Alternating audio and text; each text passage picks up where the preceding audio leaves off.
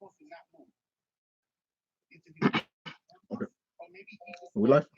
Yeah, we are.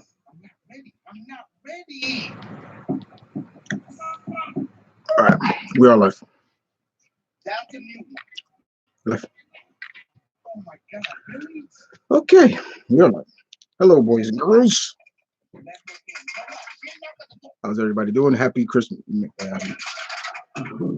Christmas Eve is here. We are here on Christmas Eve, guys, and today we are pretty much this is the final Q&A open mic session for 2018. So this is the finale.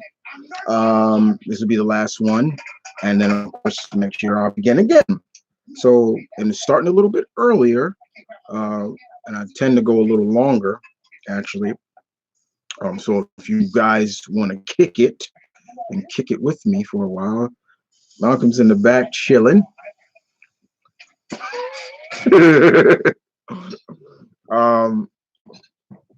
Hope everybody's geared up for Christmas. Tomorrow is Christmas. Merry Christmas. So I have some gifts for you guys tomorrow. There will be some live things uploaded for you. But everything about that, thank you for being here. It is 7-Eleven. I'm not talking about the store, but it's 7-Eleven. I have slow mode put on the comment section because you buckers needs to slow down with your questions and let me finish. You guys know that I usually go in deep with my questions when I answer these questions. So I put a poll here in the community section on my page, as well as on my Twitter account, and basically told you guys, hey, final Q&A for this year happening 7 p.m. like Eastern time. If you can't make it, leave your questions in the comment section below and I'll answer them. So with that being said, guys, I'm going to answer those questions first. So for all you guys out there that got questions, you're going to hold your alpha is telling you to hold the fuck up. You understand what I'm saying? Don't make me boot you out the pack. Don't make me. So, and if it's pissed off and if it's pissing you off, tough spit. Okay? Get that straight. Anyway, what up to everybody in there? We have Travis, Charles, Thor Odinson is there. We have Posh Josh. I like that name. Respect. But let's get to the questions and what the hell is going on. So let's get to these questions. All right, so let's start with the questions that were on my on my Twitter. Let's start with what was on the post that I posted here on YouTube. The gift that I made you. All right, so here we go. Let's see what questions we got here. We got a few. 1, 2, 3, or 7. 4 from Joe Hattori and 3 from Eli Bradley. These both were questions about 8 hours ago. Okay. And Thor says I'll be there. Well, I know you're there, Thor. Thank you for being there. Okay, so first up, Joe Hattori says, hi. Hey, I won't be there, Chris, tonight, heading out to Seattle. So I got 4 questions for you, dude. Okay, I guess you spending time. I guess you got family out in Seattle. Yeah, Joe. When you come back, when you watch this, Joe, where are you from, Joe? Tell me that. I would like to know. Anyway, first question is, since the Shang-Chi movie is in works, who should be the antagonist? Okay, first question. Yes, Marvel is developing a Shang-Chi movie for MCU, which is great. And hold on. Gotta turn dash.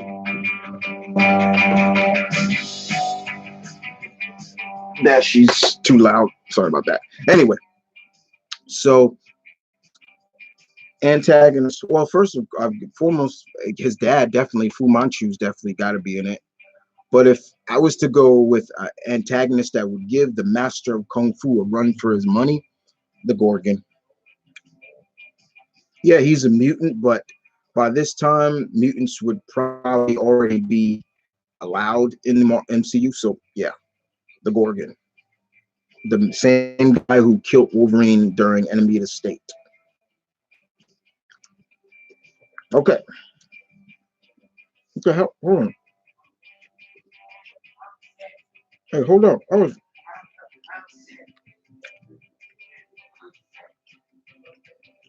okay. Here we go.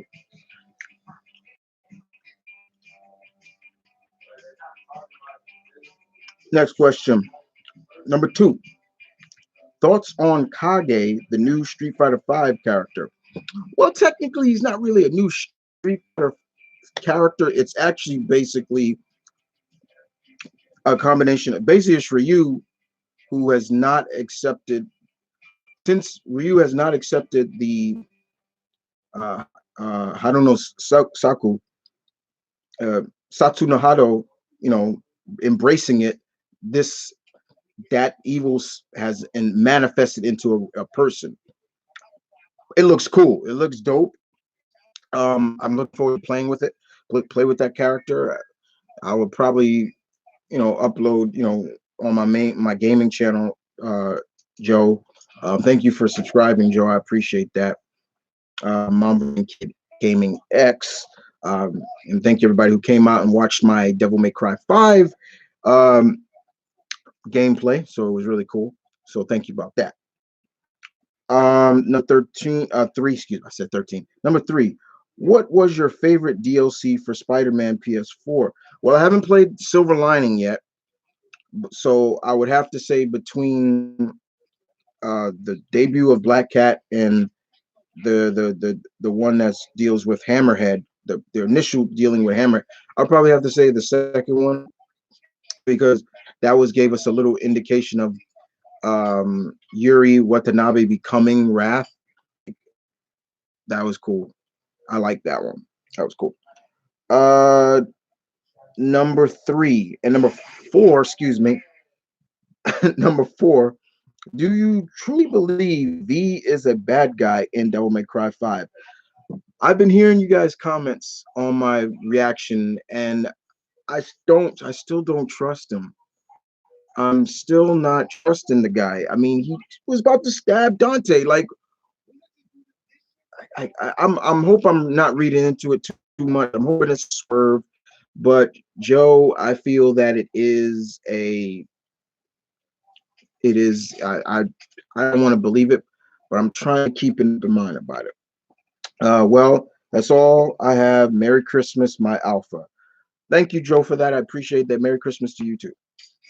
Okay, Eli Bradley is next. Merry Christmas. Well, not Christmas just, but thank you. What's one game you're looking forward to for next year? Um, well, Devil May Cry 5. Devil May Cry 5 is one of them. There you go. That's one, Eli. Number two. I guess this is a hypothetical question, but do you think I should return to comics? Hell yeah, I think you should return to comics, Eli. Nothing wrong with you. It's time to see Eli Bradley Patriot back. There's now, you got Deshaun Rashawn out there. He's cool. He's going to be a part of the champion soon. Shout outs to Jim Zub. But it's time to have the not the original, but the second Patriot back. Get the original band back together, the Young Avengers. I'm just saying, Marvel. Come on. And number three, did you watch the Runaways TV show? Not yet. I have not watched it yet. It is on my list to watch. Don't worry, I will watch it. But I have not watched it yet. I know season 2 just came out. I have not watched it yet. Okay. So those are all the questions from the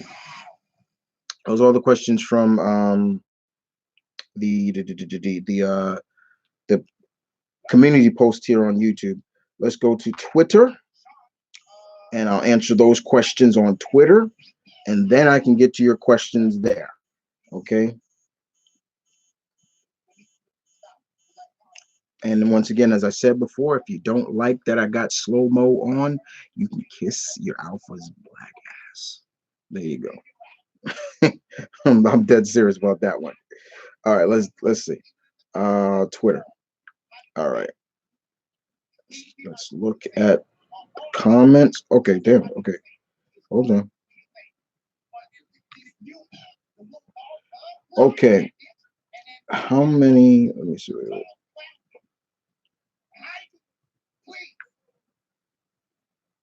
All right. First question is from the Urban Dragon at Sinquan 36. This is Ken. What up, Ken? Happy holidays, kid. Hope you're enjoying the day. My questions are: number one, first question: what is one thing you are looking forward to in 2019? Well, I can't just say Devil May Cry, but I am looking forward to Captain Marvel. I am looking forward to Captain Marvel. Looking forward to seeing that come the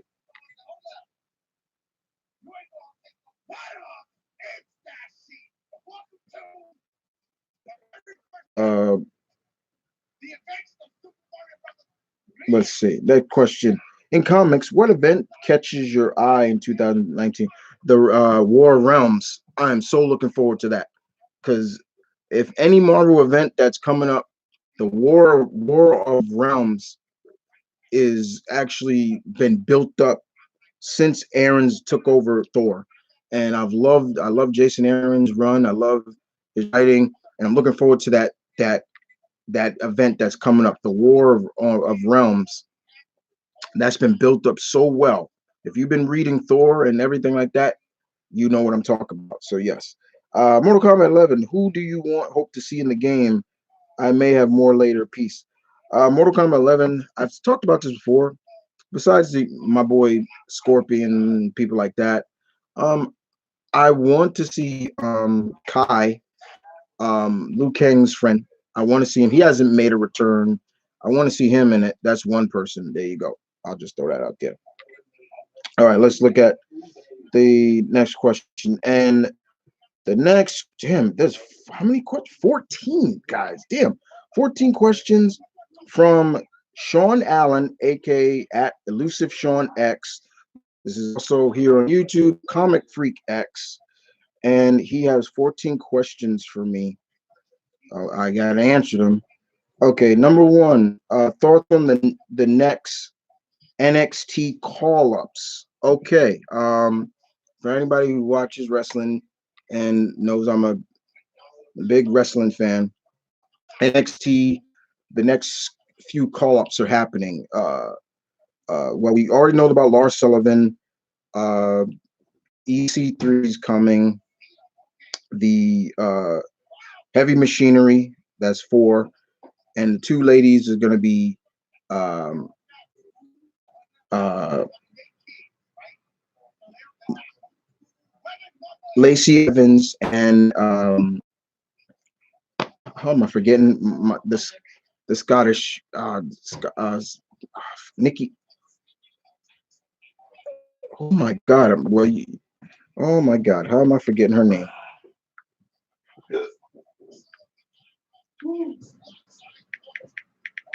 Hold on, I got her. I got her.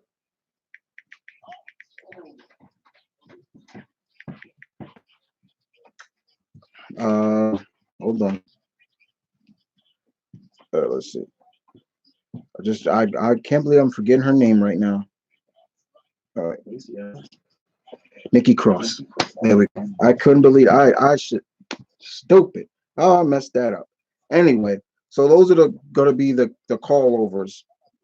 And yeah, I don't say call ups. I just yeah, I don't say that. Anyway, so all right, let me see. So basically, what are my thoughts on that? Lacey Evans, I feel is too early. They're way too early. She still needs to make her craft down in NXT. But let's face it, she's blonde, and you will all know Vince has a hard on for blondes. I ain't gonna be. Let's make that clear.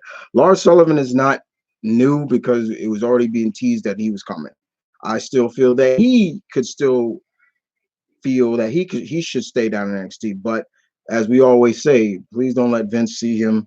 I guess we know Vince saw him, so there you go. Um, Nikki, fine, because she's been already being showcased on the SmackDown live events and things like that. So I'm cool with that. Heavy Machinery, I've always said they remind me of a smaller but more agile version of um, the Natural Disasters. I like the team. I'm really big fans of them. I like them a lot. But I still think they still need to make their niche in NXT. And EC3 could have went right to the roster right away. To me, he could have they could have did him just like they did AJ. Styles never went to NXT. He was right on the main roster. So EC3 could have went there. But to me, basically, Sean, is that they all could benefit from staying maybe a few more months or a year still in NXT. That's just my belief on that. Well, apparently, EC3 was going to get called to the main roster after his loss to Velveteen Dream, but he received that concussion during that match. Oh, really? Yeah. Oh, shoot. I didn't know that. Both Ali and Salah, they confirmed that. I forget who first reported, but that was the reason for why he lost to Velveteen. That was going to be his last match, but then he suffered a concussion. And then he got that thing with Bobby Fish, but that was not supposed to happen. He was supposed to come after SummerSlam. Oh, snap. Oh, okay. Number two. How do you feel about Blade joining the Avengers? I'm cool with that.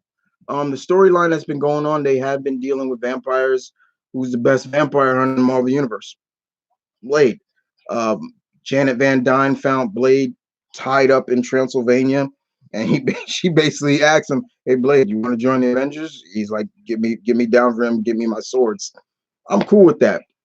And Blade has been an Avenger before. Remember, he was Ronin in the Mighty Avengers. So I'm yeah, he was Ronin. So Blade, I'm cool with that. It's fine. I'm loving Aaron's run of the Avengers. The lineup is really cool. It's deep. It's every character has a meaningful meaning of being on the team. It's not just for shits and giggles, basically. So I like it. Have you seen Aquaman and Spider-Man into the No, I have not seen those yet. Um, you know me, guys. When those movies come out, I never go the first night. I Most of the time I don't. I wait for a while, so that's gonna wait. But I'm hearing good things about all of them. Heard good things about both of them. And then yeah, I am gonna go see Bumblebee. Believe that. Yeah. Um, Number four. Should more 205 live members move to the main roster? Yes. Yes, Sean. Yes, indeed. Mustafa Ali. First of all, congratulations to Mustafa, but he should not be the only one. Tony Nese, Buddy Mercury, Cedric Alexander. What did I say? Buddy Mercury? Sorry, Buddy. Sorry about that. I'm thinking of Freddie Mercury. Buddy. What? Buddy? What? Murphy. Buddy Murphy should be. Um, those should be like the next that should go over because they are just being. To me, I've said it before. They are just being limited on 205. I could easily see Murphy cutting it as an upper mid card against someone like AJ Styles. He's first of all, he's too damn big. He is too damn big. Why they call him the Juggernaut? Yeah, compared to everybody else, he is massive. He is too damn big for that. Cedric cut him. He slimmed down. He trimmed down just to make weight. But I could see him being an upper mid card. I always said when Miz was in the college champ, I'm like, I mean, you have Cedric go again for the IC belt. Yeah, like those guys, I could see. Yes. So yes, indeed. I hope to see more. It's not. It's the beginning of something. Yeah. Excuse me. Number five. Thoughts on the Raimi suit in the Spider-Man game. I already gave my thoughts on that. I'm disappointed that it came to fans harassing Insomniac into putting that costume in the game. And if I was Insomniac, I would have like, okay, we're gonna put in the game, but you're gonna have to pay for it, and you're gonna have to pay a lot for it, just to spite those those psycho fans that were harassing them. And I'm gonna just end it with that. I'm disappointed in that. That pissed me off. And I'm a huge Spider-Man fan, but to see the tweets and messages from them, come on, stop being, just being disrespectful. That I was like, they shouldn't even put it in. They should have waited to the sequel. I said it before. I said it in the video that my thoughts on it. I wanted the Future Foundation costume. You'll see me bitching and moaning about it. But yeah. Number 6. What was your favorite Christmas? Oh my God, we're going back. Ah, shit. Uh, favorite. You remember all your Christmas? I remember some of them. I would probably say Christmas. Um, I would say Christmas 1999. That was when I got my Dreamcast. And that's why I still have my Dreamcast now, because of the effort that my father put in getting that system for me. And that's why I will not sell it. If it dies out, then yeah, it dies out. I'll rest in peace. But I will not sell that system. My dad searched high and low to get me the Sega Dreamcast, and that meant a lot to me. And the older I got, the more it means now, because he found it, and it was between him and this other guy, and the other guy didn't have the money, but my dad did, and he got it for me. So I remember all the guys in suits that was buying all. Yeah, so he got it, and so that's one of my favorite Christmases, like Christmas 1999. I have another one. I have a couple more, but him getting the Sega Dreamcast for me was definitely one of my favorites. That's why I treasure my Dreamcast now. I don't want to give it away or anything like that. That was 6. Okay, number 7. Sean got a lot of questions, guys. I'm get to your questions real soon. I promise. All right. Number 7. Now that Asuka has the belt, yes, does this redeem her past losses? Yes and no. I say yes and no because it shouldn't have happened. It shouldn't have been that way in general. Her losing to Charlotte, I, I still don't agree with the loss, but I understand people's like, if anybody was going to break the streak, Charlotte. Okay, I'm still going to let that slide. But constant losing to someone like uh, someone like Carmella, and the way she lost those matches, unexcusable. To me, that's like, this is how I compare it: Vegeta losing to Chaozu, or Vegeta losing to Yajirobe. No, I can't even say Yajirobe because Vegeta losing the Kui. Yeah, Kui or somebody like that. That's how I look at it. The point is, but it has. Am I happy for Asuka winning the title? She has a major title. She has a bigger title than Shinsuke. Let's be honest. She's a champ of the SmackDown division, of the women division. Yes, Shinsuke is just the champion of the United States, America. I had to throw that one in there. It's not all well. It's not because the thing is called the SmackDown Women's Belt because they wasn't gonna make a different name for it. Just like that'd be like they call it the SmackDown World Championship. They just call it WWE.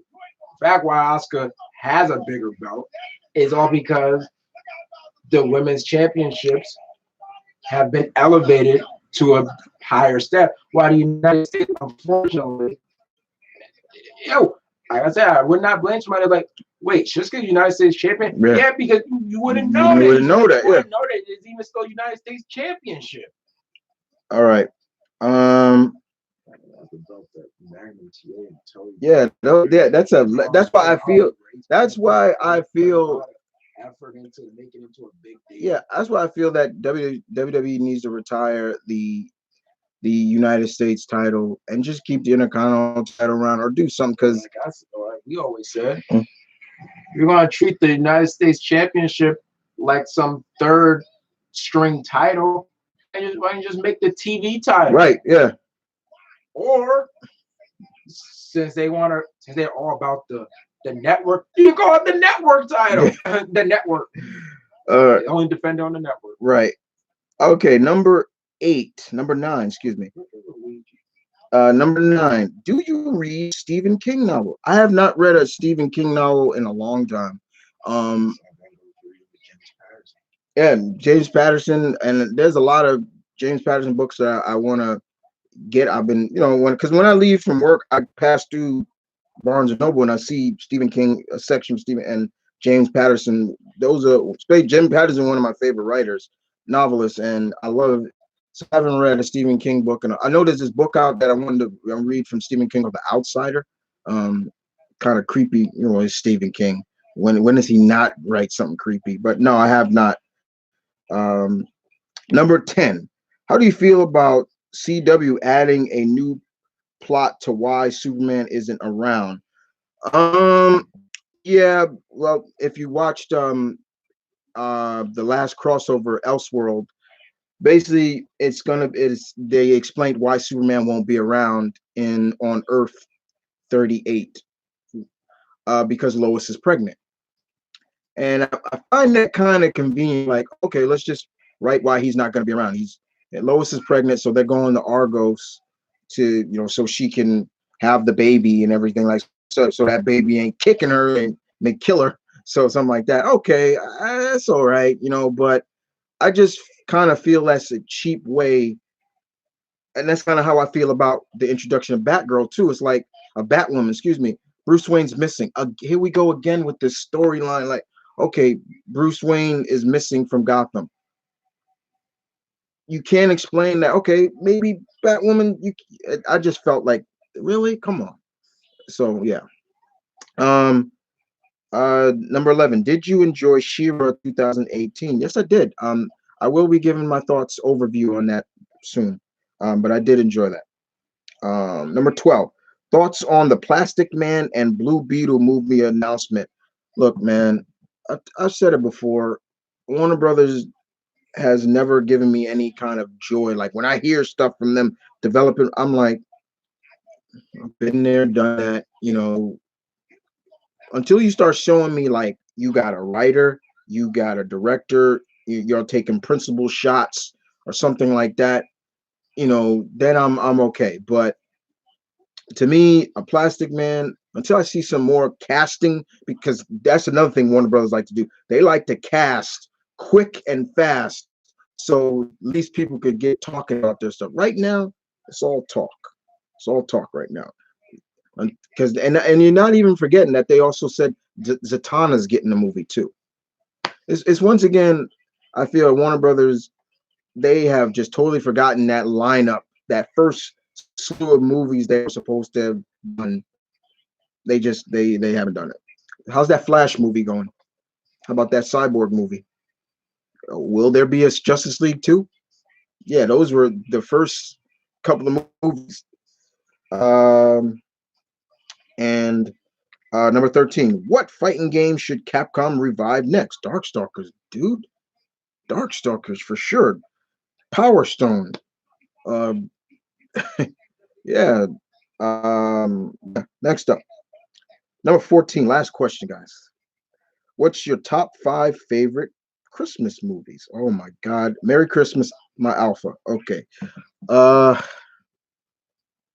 This is gonna be tough, but Miracle on 34th Street, Christmas Story, um, throw Home Alone in there because that's a Christmas movie in my opinion. Uh, uh, Christmas Carol. Yeah, I love Christmas Carol. Don't matter which version of it. I love Charles Dickinson's classic tale. And I would throw no. Yeah, Wonderful Life would definitely be. I'd recommend anybody who's ever watched it to watch A Wonderful Life. That's a really touching story. So yeah. Thank you, Sean, for the questions. Those are 14 questions, guys. You probably can't see it on my phone, but look at all those questions. That's from Twitter. That was all that right there. There you go. So I just wanted y'all to see. Yeah, I'm joking about that. All right, now let's get to these questions. Okay. Um. Okay. Everybody say, "Hey, Liza, Merry Christmas." Luke L. More phenomenal Holloway. Thank you. Ren Armani Armadia. What's up? What's up? The West. What's the last great non-comic book you've read? Uh, non-comic book that I've read was probably the last the last Born Identity book. I read it online. Okay. Have you thought about wearing a Christmas sweater next year? Maybe. Depends. I don't do Christmas sweaters. I really don't. That was from Perry King. Travis, have you did the hell? Okay, sorry. Did you watch the last season of Ultron? Not yet. I'm gonna watch that soon. I'll probably watch that later tonight. Uh, People said I'm gonna cry, so let's see. Don't forget to open your Christmas gifts. Yeah, I know. Don't worry. Travis, are you going to play Dead or Alive 6? Of course, Travis. Yeah, six is coming up. Uh, so yeah. Hey, Chris, happy holidays and Merry Christmas to you and your family. Thank you, Nathan. World Breaker Majestic. Hey, Chris. Yo.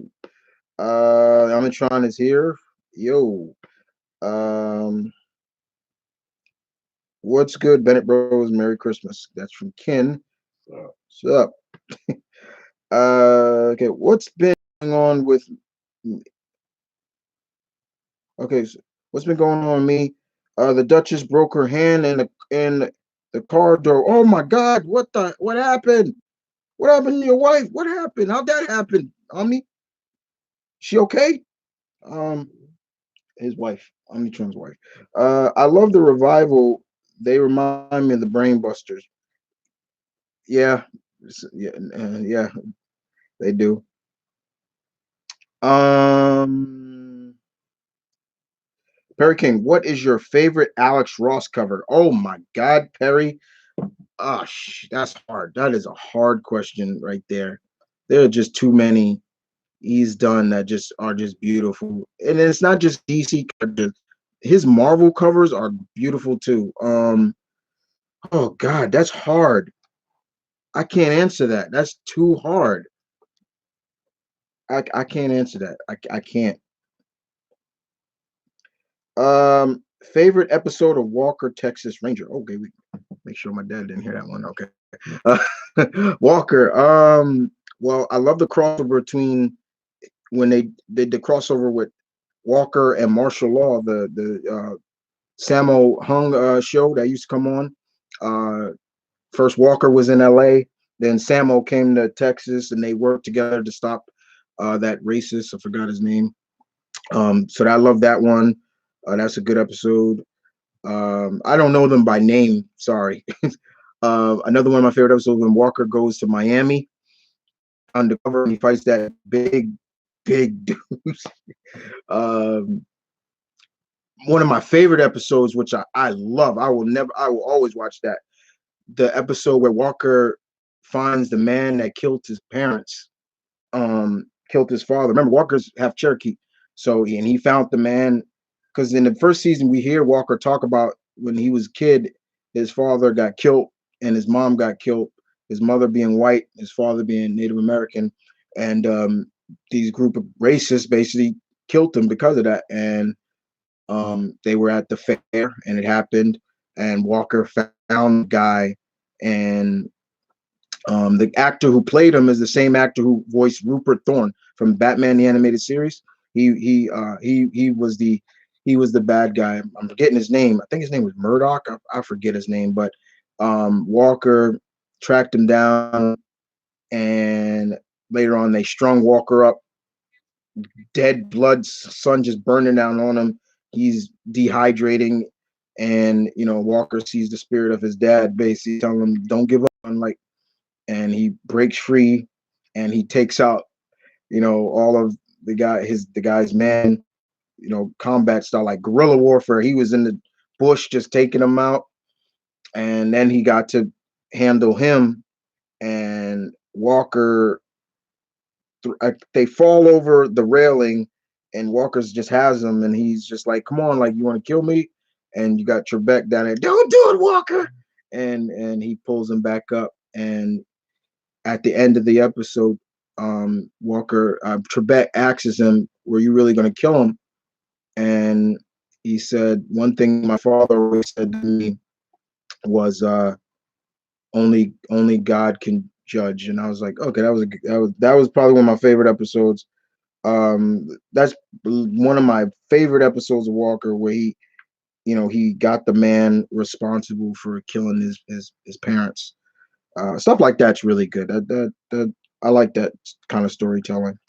Um, that kind of balance, but also that kind of, like, will the hero cross the line to get justice? Or because they kept asking Walker that through the whole thing, like, "Walker, what are you looking for?" And he says justice. But is it the justice, or is it the Punisher justice, in a sense? Is it justice or is it vengeance? Is it vengeance? Yeah, thank you. Is it vengeance? So, but I love that episode. That's a really good episode. Let's see. Next question. Uh, she's trying to cast it though. Still can still use her fingers. Okay, so she can use her fingers.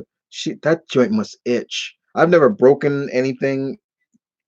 Hopefully knock. I don't have no wood, but knock knock. Hopefully I don't ever break it. I've felt almost one time my leg. I felt like it was gonna break one time, but it's just a bad sprain. But no, yeah. So that's good to know that she's doing okay. Buddy Mercury got one of the best finishers. Yeah, that's cool. Murphy Law. Morley Law is good. Pretty inventive move. Hey Chris, Merry Christmas to you and your brother Tony Montana. Okay. Is that remake still What? coming out? What? Uh, the Scar. I think they still are doing Leo it. supposed to. I think Leo's still supposed to be in it. They keep saying Denzel's. No, man, get out of here. Okay. World Breaker Majestic. Who do you think is Batman's best friend, if he has one? Dick, Clark, James, or Alfred? Alfred is more like his father. Dick, surrogate son. James, brother. James Gordon. Best Clark, definitely. He looks at Clark as a brother too. He said it, like, Clark is the brother I I would have had. If Thomas and Martha didn't die. Don't say that to Frank Miller. Yeah, yeah. Don't say it to Frank Miller. Yeah, definitely. But I'll definitely go with Clark. Best friend.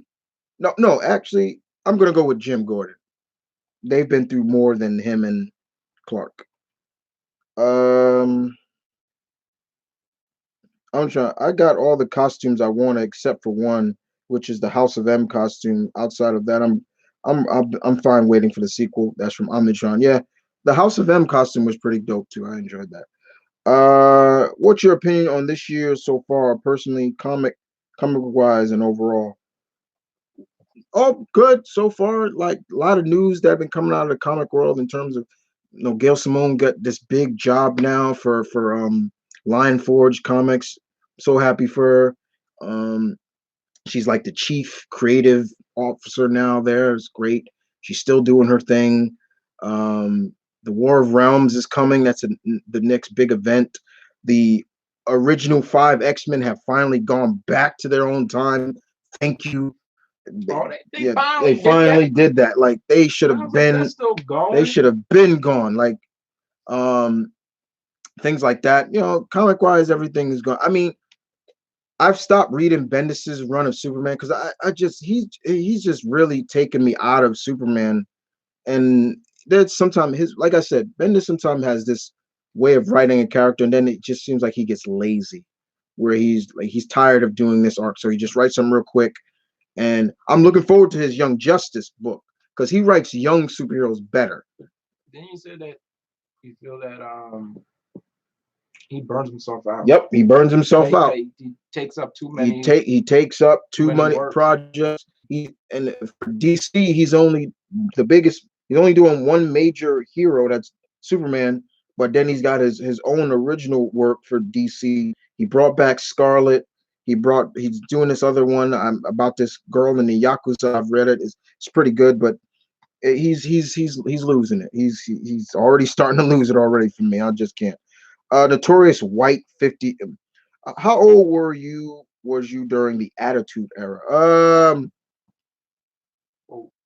What do you consider the start of the Attitude? Yeah, do you consider it late 97? I'd say 97, late 97. So I was 15, 14, around that time.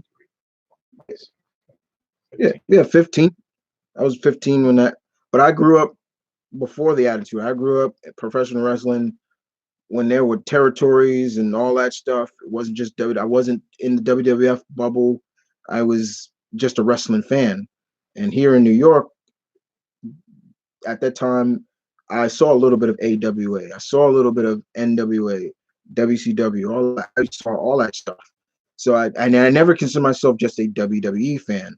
And that's kind of what I contribute to why I'm hearing a lot of people that I know get out of the product, is because they maybe are just a WWEF fan. Pretty much were after WCW. Right. Because first you didn't give TNA a run. Yeah, I didn't give TNA a look till I watched that triple threat match between AJ, Christopher Daniels, and Samoa Joe. And ECW I didn't even watch ECW when they went to the network TNN. I used to watch ECW when it used to come on the Madison Square Garden channel here in New York at 2:00 in the morning. I used to sneak and watch that, so MSG. Let's see, Sinquan, do you really believe in Vince about the whole new era, and what do you like about it? No, I don't. They ain't shown me nothing yet. Can I say something? Yeah. Every time WWE says it's a new era, all it is just branding. Because back in 2016, after WrestleMania, they dubbed it a new era. If you go back and watch Payback 2016, the intro, because Enzo and Kaz came from NXT after WrestleMania. AJ Styles had just became #1 contender. The Vaudevillains debut, and they dubbed it "It's a New Era." What's new? The only time that you saw a bit of a change in a new era was when Ruthless Aggression era. The thing about the Ruthless Aggression era, Vince coined the phrase, but it wasn't like every Raw, every SmackDown. Welcome to WWE. Welcome to the Ruthless Aggression era. It was a case of what it should be. Show, don't tell. You don't have to tell somebody, just show it. And Ruthless Aggression era, when you saw the likes of Brock Lesnar, you saw the likes of Rey Mysterio, the rise of John Cena, Batista, Randy Orton. The list can go on and on. You saw it kind of switch more to a good balance of the Attitude Era storytelling and rivalries, and a focus on athletic prowess and in-ring quality. So you can tell the difference between the Ruthless Aggression era. But I remember at one point when they was in late 2011, it was dubbing it the reality era. Wait, what? The reality era? What's so reality about it? And They already shot themselves in the foot on that first show. They called it as a New York because we're going to see new matches. The first thing they did was that Baron Corbin received the same punishment that he received at TLC. That's nothing new. We already saw him get his ass whipped by faces. We didn't need to see that again. So, again, it's just branding. And the last point to that, they dubbed it a women's revolution back in 2015, which once again was branding. We're just now really seeing a real stance, a real advancement on this whole women's of why having they had their own paper, which was a sleeper hit because the build up to it sucked. But it will go. It probably was one of the best papers of this year. You've already seen. We've already seen. We've already seen the women main event of pay-per-view on their and now we've already seen women main event. Well, we did see it with Sasha and Charlotte, but once again, now we're seeing the women main event another pay-per-view with the men, and that was with TLC, and it highly delivered. But we're now just seeing a real case of the women being presented in a more of an equal light. Now, what they should stop doing with the women is stop having every storyline be about we're best friends. It's like, Jesus just Christ. stop with that. That's the way. That's kind of a little bit of a sexist belief on women that everything is just about. Remember, in your house, it's about sportsmanship. Yeah. It's like it's about friendship. It's about this is my girlfriend. Yeah. It's just branding. Yeah. They gotta show it. It's like this whole thing with Mustafa Ali, that's a start. That's something different. That starts different. Starting to include the cruiserweight. But also that one is listen to his name. You would think, oh, he's Ali, that means you're gonna bring him as a stereotypical. I am just his whole name. Mustafa. He's coming Ali as a stereotypical foreign heel. And he's actually from Chicago. So yeah, he was gonna be a cop. Yeah, next thing you're gonna have him start punch people, and then I saw like Davari. And it's like you don't need to do that. And that's no disrespect to anybody of Muslims, but you go watch that match with Davari. It's like, what is he doing? Amitron says, I'm a backyard wrestler on the weekends now, believe it or not. My ring name is Mad Bill Jasper. Okay. I just hope that you're not wrecking your body with those freaking phosphorescent lights. Yeah. No, please tell me you're not going too crazy. I can't deal with those guys. And I like to hope that there's a wrestling school in your wherever you're at, and get some actual formal training. But then again, we've had people like the Hardys who basically trained themselves, and then got themselves polished. Yeah. So, as long as you're not doing anything stupid. Yeah, just as long as you're not doing anything stupid, that's I'm cool with that. Remember that documentary with the kid? I'm a wrestler, Mom. Yeah, I'm a wrestler. And he's got the dang razors in his gloves. I'm a wrestler.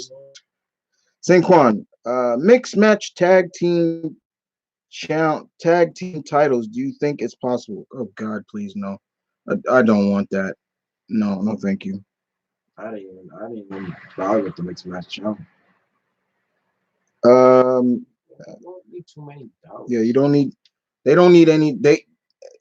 If they bring one belt to then bring those women's tag team. But even that is just like I would defunk one belt to bring in another belt, like something like that.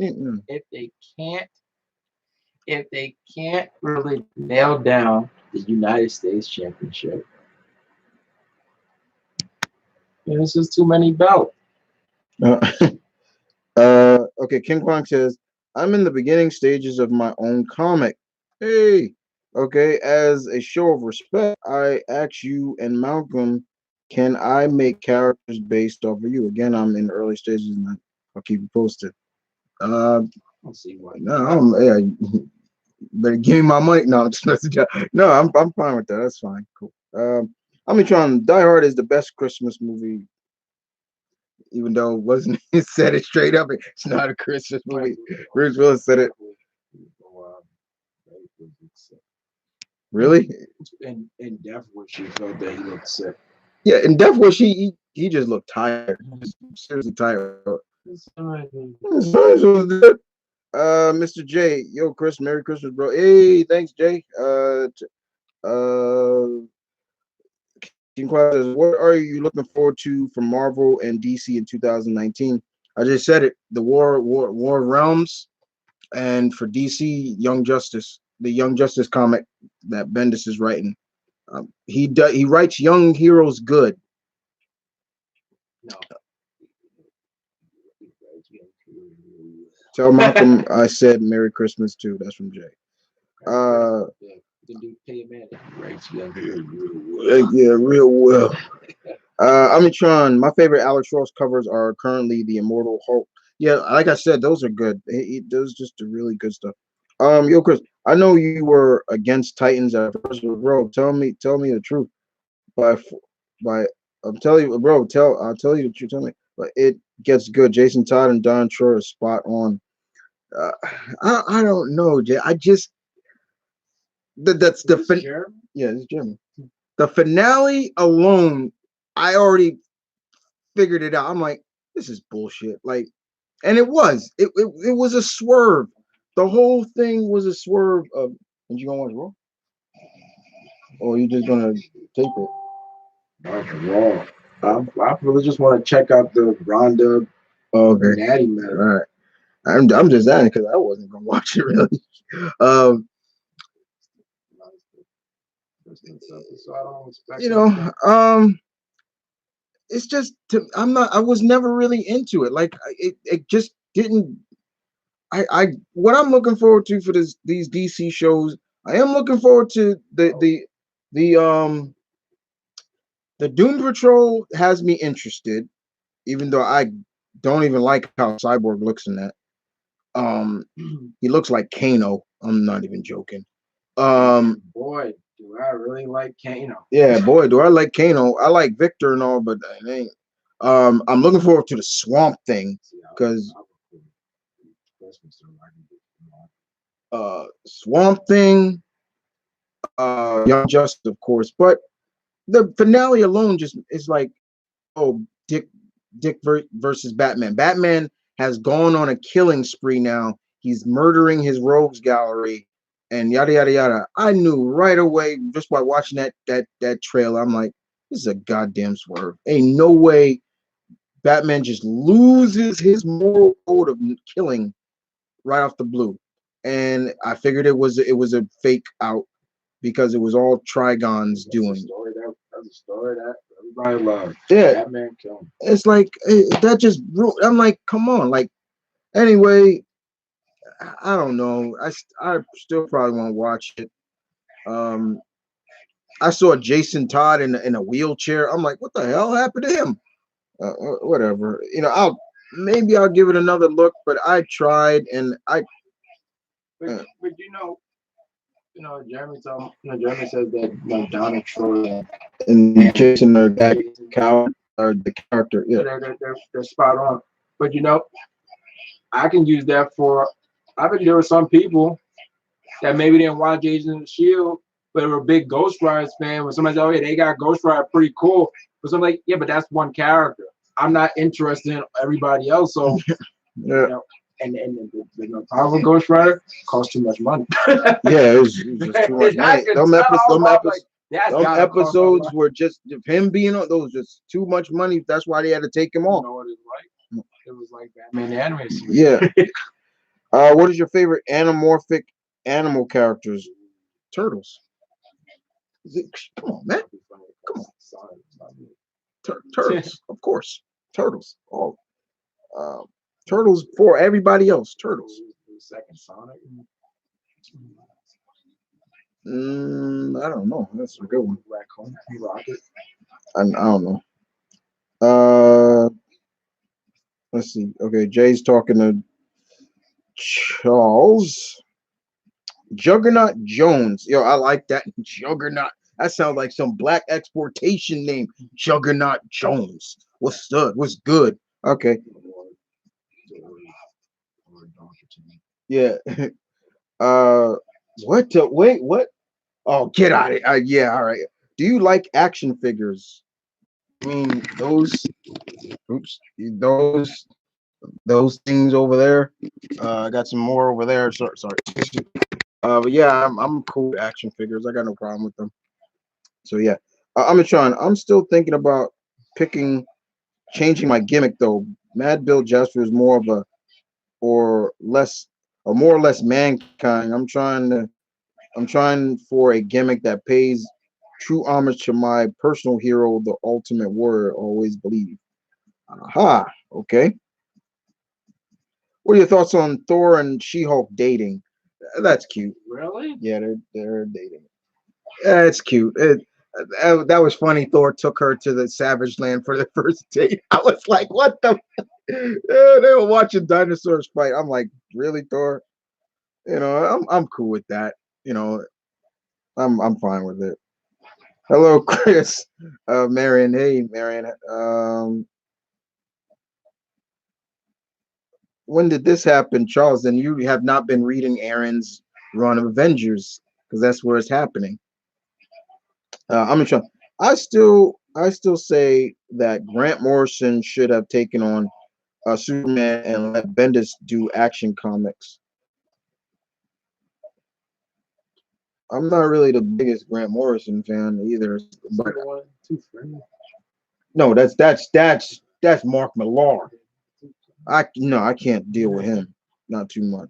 IDW is IDW is doing a Glow comic. Yup, they're doing a Glow comic. Cool. Got me a Nintendo Switch and Super Mario Brothers Odyssey and Legend of Zelda Breath of Fire. You know what? Play the Legend of Zelda first, and you leave that other shit behind. There you go. How about that? No, I'm just messing with you. Not petty. I'm just. What's good, Chris? Hey, Darth, what's up? Okay, we're in the. Yeah, we're in.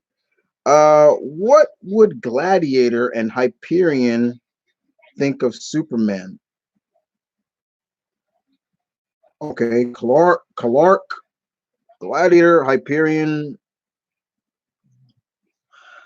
Gladiator probably think Superman is uh could do more than what he does. Like I don't know, maybe like I don't think you should say you should be ruling them, but I think he would be okay with it. Um, Omnitronics me says our version of backyard wrestling is safe and sane. We're just doing it for kids and the neighborhood because we got an old warehouse near our place that my cousin brought for dirt cheap. So use okay, that's cool. All right, that's nice. What are your thoughts on Marvel Ultimate Alliance 3 exclusively for the Nintendo Switch? Just another more reason to get a Switch now. There you go. My cousin used to wrestle with me in the backyard when we were kids. Okay. Hey man, I used to. my cousin. Yeah, I used to wrestle. What was My that? friends used to wrestle. Heck, I had my own federation. Reason why at the time my dad's bed had a sink in the middle. Yeah. Marion, do you agree that 90 to 95% of the time Mo Mo inflicts the pain and 5 to 10% of the time he gets it? Wait, what? Excuse me. Do you agree that 90 to 95% of the time Mo gets the pain and you still on some this is a Three Stooges question. Like you still on the Three Stooges question. Like It was the first one. he always is giving me Stooges questions. Do I agree that 95% of the time Mo inflicts the pain? Yeah, he throws it. It's always Mo first. Yeah, what's the fool? Yeah, hey, what's this? Smack or poke in the eye. It's always Mo first. He inflicts it first, then he'll get like maybe one hit, and then he gives that face like, or hey Mo, pop, and they throw some at, yeah, come here, and they smack him or something. Yeah, Mo. I'm like, wait, what you? I'm like, what the fuck is you talking about? And then I read it again. Okay, Travis, did you hear about the Shonen Jump app? No, I have not. Okay. Did you see Aquaman yet? No, guys. I just mentioned that. Did not see it. What are your thoughts on backyard wrestling? I just mentioned it before, Marion. I'm not a fan of it, especially those hardcore nutballs that go out there and take broken glass and phosphorescent lights and crack themselves over their head with, and really conflict pain on themselves because they think that it's cool or something like that, or wrap bats, wiffle bats, and barbed wire and hit each other with it, like stuff like that. I'm like not cool. Episode SV. Yeah, stuff like that where you can literally cut a vein or a vessel like that. I'm not cool with that. Get that out of it. When you're basically accentuating WWE's message up. Don't try. Yeah, don't. Yeah, you got no real physical training. You're just back there being a nut bar. You know, I seen a video where dude he cut his shin was split open, and it looked like a piece of the meat from his shin looked like, and it was cut so deep, the skin from side to side, and the bone and everything was showing. It looked like a sandwich. That's how it was, so nasty. I was like, oh, look at these idiots. I'm not against. I'm not against anybody, imitating, because we all do. Yeah, we all do it. Did it in a lifetime, but what's been known for backyard wrestling, that's stuff like that. yeah, And way out, that's Amitron. yeah, Amitron. The way he's doing it, I have nothing against that. But normally, backyard wrestling, what's associated with backyard wrestling, is basically backyard ECW. Right. Yeah, that's the kind of backyard wrestling I don't care for. You can go all on YouTube and you can see these idiots. Like recently, yeah, I'm sure everybody who's listening probably heard about the guy who took a cinder block and clocked this guy over the head with it. And this was in Mexico, right? Mexico, right? Yeah, it was in Mexico, and gave this guy a concussion and nearly killed him. Because he went too far, because it was a death match. And even I'm not a big fan of the match. I've never been a big fan of that, but even those have limitations. But yeah, stuff like that. Okay, moving on. Next, I'm currently planning a comic series with my friend, a friend of mine called Knights of Washington, which is about an American knights in the modern America setting to vanquish evil, swords and armor and all. Okay. Funniest Aisha clan moment. Oh man. Favorite Aisha clan moment. Funniest. I would probably have to say um when she first chased Jean, and next um she was gonna change into her full cat like wear form, that she changed it, and she just flatted out, and then Jean gave her food, and then she's all like, yeah, yeah, I'm back to normal. And she was like, oh, I'm ready. And then Jean just took a caster and blew her again. That was funny. That was a funny moment. But there's some stuff that, once again, if you don't have the box sets, there's some episodes that Cartoon Network will not show. And one of them is the episode where you see where Gene got those extra caster bullets from, the number 8, the number 9s, where he got those from before they go into the Galactic Line. There's a scene where you get to see Aisha Clan. She's butt naked. And it was like, whoa, like she's all like, oh, Gene, if you just wanted to see me naked, you could have just asked. I'm like, you like stuff like that. Okay. K, react to do teens know 90s. I don't. I react when I want to react. Don't tell me what to do, please. Right now, I'm in a challenge right now, and so you just go watch those. Don't tell me what to do, please. I'm just messing with you. No, I'm serious. He won't like that. Trust me. Uh, Hi Chris. Hi Asia. How you doing? Have you watched any 2018 anime? I think I have. I watched too much anime as is, so I will. What is your favorite Nolan North roles? Uh,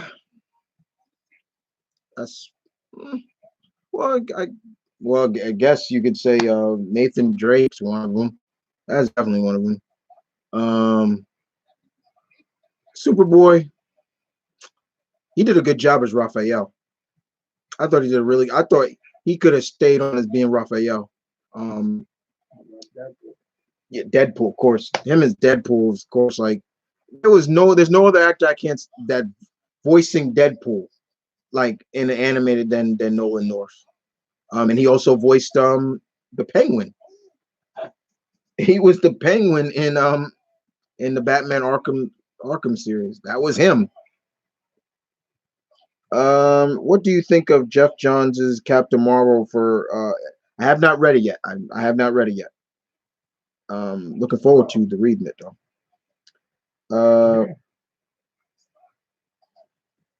I'm thinking Marion just might like the Three Stooges. Yeah, he loves it. I'm not. I don't hate the Three Stooges. I'm just like he asks me Stooges questions all the time. It's like, yo, shoot.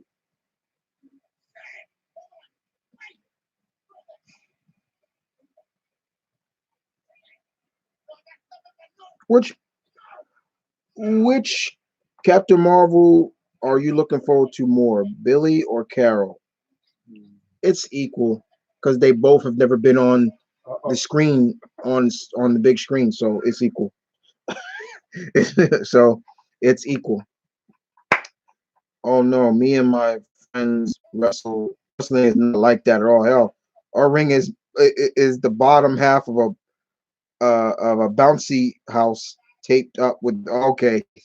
So he ain't got a flat mat. Yeah, he got like a Hardy Boys. That's cool. I'm one of the biggest Three Stooges fans to ever seen. My family would say that's cool. Ain't got nothing wrong with that. Okay, Tom Holland is the best Spider-Man portrayal, but in terms of story, Spider-Man 2 or Homecoming. Uh, I could you.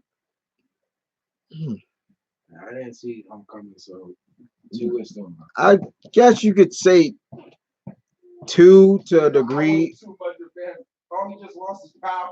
but I don't know. Yeah, I'll say 2 to some degree. But what I didn't like is that whole like they tried to pull the whole Spider-Man no more, and how he just how did he lose his powers? That made no sense. That made no sense how he just lost his powers. That made no sense. I don't know explanation how it came back. No explanation how it came back. No, it just that was just terrible. I didn't like that. I like Homecoming because it really did focus. It it felt like a real teen drama. It felt like the '60s comic series, like where we saw Peter in high school and stuff like that. And I was not a big fan of them going back to high school, but I was like, you know what? Tom Holland, at least Tom Holland looks like a high school kid. Tobey Maguire did not look like a high school student. He did not. Him and James Franco did not look like high school students. I'm like, man, they damn look they're like in their 30s or like uh, college, no problem, but high school, no. Andrew Garfield, they did a little bit of high school too. He looked kind of like it, but the problem with his Peter Parker has always been he was kind of a douche. Once he got his powers, he became a real douche, and I didn't like that. Was not my Peter. That's not my Peter. Looks like Carol Danvers. She's a good character and all, at least in my opinion. However, Billy is to me has more interest backstory.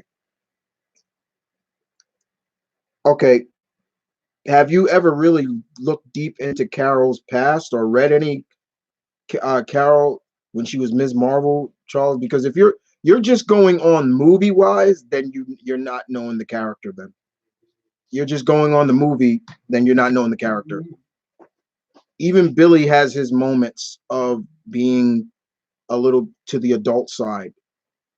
So yeah, I'm trying. Did you hear the rumors going on where Netflix is planning to replace the Marvel shows with the Green Hornet and Shadow? It's just a rumor, but it's going around. Whoa, really? Oh, that'd be great. Because look, as far as I'm concerned, Netflix they know they want to keep some of these heroes around, but look, a lot of people need to stop saying that it was Marvel that canceled these shows. That these were Netflix. Netflix canceled these shows, not Marvel. Netflix did. And you got actors from Daredevil even said it was Netflix, not Marvel. Yeah, man, poor Charlie Cox. What do you think about Kage Evil? I just talked about that. Um, Stephen Bogger, or is it Booger or Barger? Did you own any CDs growing up? In which one of your favorites? Do I own CDs? Yeah, I'm looking at a whole stack over in the corner. Huh? Yeah, yeah, but yeah, of course I do. Um, Favorite one? I don't have a favorite one. Um, what's your favorite issue of the Spirit? That's tough because the Spirit, serial wise, it's not in that connection. Like it depends. I love how Dynamite has done the Spirit. So if that's any consideration. What are your thoughts on the return of Shaft franchise making a comeback? Jesse T. Usher is portraying John Shaft the third. Yeah, he's playing um, Samuel Jackson's Shaft's son. In El, uh, I said it before. I saw the image of it. It looks cool, but I'm just like, I thought Sam Jackson said he was never coming back to that role. I guess they offered him a lot of money for it. I don't know. Um, but to me, I hate stories like this where there's no build up to. I mean, the only way I can see is like the Shaft. No, JS3. Yeah, there we go. JS3. His mother was Shaft. JS2, being Samuel Jackson's character, had one of those one night stands. Him talking about always Maybe the one that wanted the big maybe you maybe not know, but he looks old. Like he's seriously like. But who's playing this? Who playing JS3? Yeah, his name is Jesse T. Usher. That's all a picture of all three. Yeah, that boy that you show with the girl, but that's the new Shaft. Oh, I just saw a picture. I think all three of them in the trench coat. Yeah, that's that. Yeah, that's yeah. And but yeah, I feel like I felt like Shaft didn't need a sequel or just the next chapter. And if it did, it should have came a little earlier. Yeah, like 2 years or at least 2 to 3 years after. Yeah, I was just fine with it being a one and done. That's all, because Samuel Jackson always said it was one and done. Like, and he felt like he's even said it that whole line. You know, it's my duty to please that booty. He hates that line. He says it's the most ridiculous line ever. So I ain't gonna lie. He delivered it with conviction. Yeah, but he did deliver it with conviction. Like, yo, you heard what she said. Like, yeah, you want to, like, I'm like, damn, girl, you that horny? Like, you want to come home with me tonight? Like, and then, but the fact that when you listen to that conversation, it means, yeah, he's hit that a couple of times. Yeah. So you heard him say it. Same thing goes for who he helped out with her son's problem. Yeah. Oh yeah. Yeah. He's talking about when she said I'm free Wednesday nights, every other Tuesday night, every one day. She said, "Yeah, you got it." I'm like, but that's just Shaft. But see, if it was yeah, If it was a female, this slut. Yeah. If it was a woman, it'd be like, oh, slut. Yeah, you little slut. But it's Shaft, James Bond, they a match. yeah, if it's Shaft, James Bond, yeah. Oh man, they get the ladies. That's good stuff. But if it's a female, oh, you slut. Like, I don't know. It just but it just, to me, Nathan, is just kind of like a little too late to them to do this right now. I don't know. Um, let's see. Nathan Fillion as Green Lantern. Do you think it's possible? Um, I, I, Alan Scott. Alan Scott. I'll go with Alan Scott. Green Lantern. Old school Alan Scott. Nathan Fillion dye his hair yellow, blonde. Old school Alan Scott. Because Alan Scott's a little older. I can see him as that. Hal should not be Nathan Fillion. He does a great job voicing the character, but you need somebody in their late 20s, early 30s to pull that off. Um, uh, uh, let's see. Carol Danvers is a good character. I personally like her better as Ms. Marvel. The Captain Marvel just is mainly a promotion. Was a promotion. She, and the Marvel, the original Captain Marvel, was dead. So she takes over. And from what I'm hearing, that she will tap into her binary powers in that movie, and I'm like, yes, because when she's in her binary form, ooh, she's a monster. Most painful nut shot you've seen in wrestling. Jesus Christ. Most painful. I would say probably one Vince McMahon gave Bobby Lashley, because he ran at it. Yeah, he can only get his leg. Yeah, but that was a nut. Yeah, that was a nut shot. Yeah, but I don't think that was supposed to be. Yeah, but yeah. Okay, how about okay, Sting getting it from Hogan. Well, that was an atomic drop. Yeah, well, oh yeah. I mean, the atomic is supposed to hit the tailbone. Yeah. Most painful. That's in wrestling. Some of them ones Shinsuke has been given a look painful.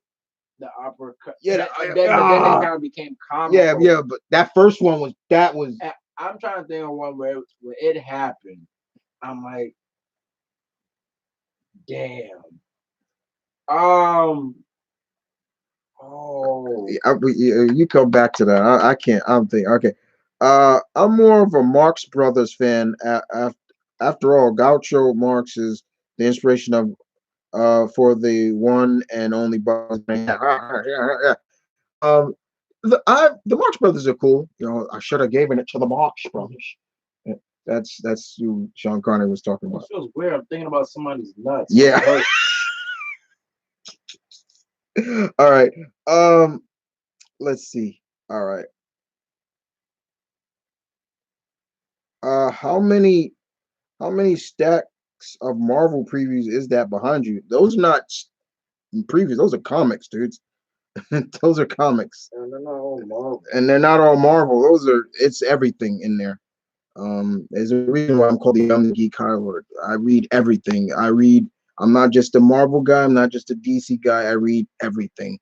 I just have to put them in boxes. Let's see. Travis asks me, would you fight Mike Tyson in prime for $1 million? But hell, fucking no.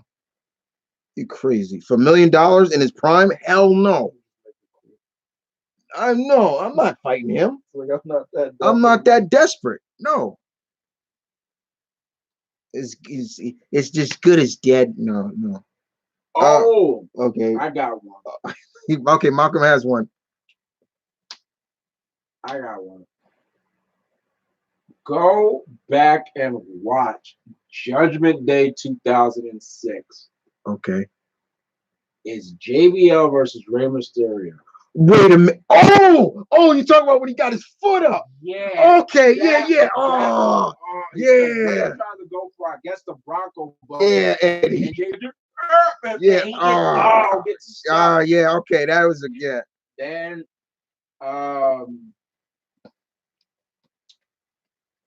then in one of their series of matches, Kurt Angle kicks Samoa Joe from behind. He really catches Joe right in the balls.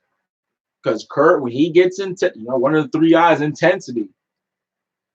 Kurt gets intense. He really kicks Joe right in the ball. Yeah.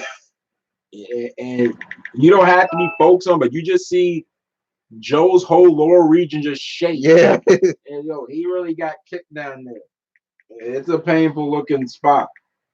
But yeah, go back and watch that JBL Rey Mysterio match. All right, all right. Moving on.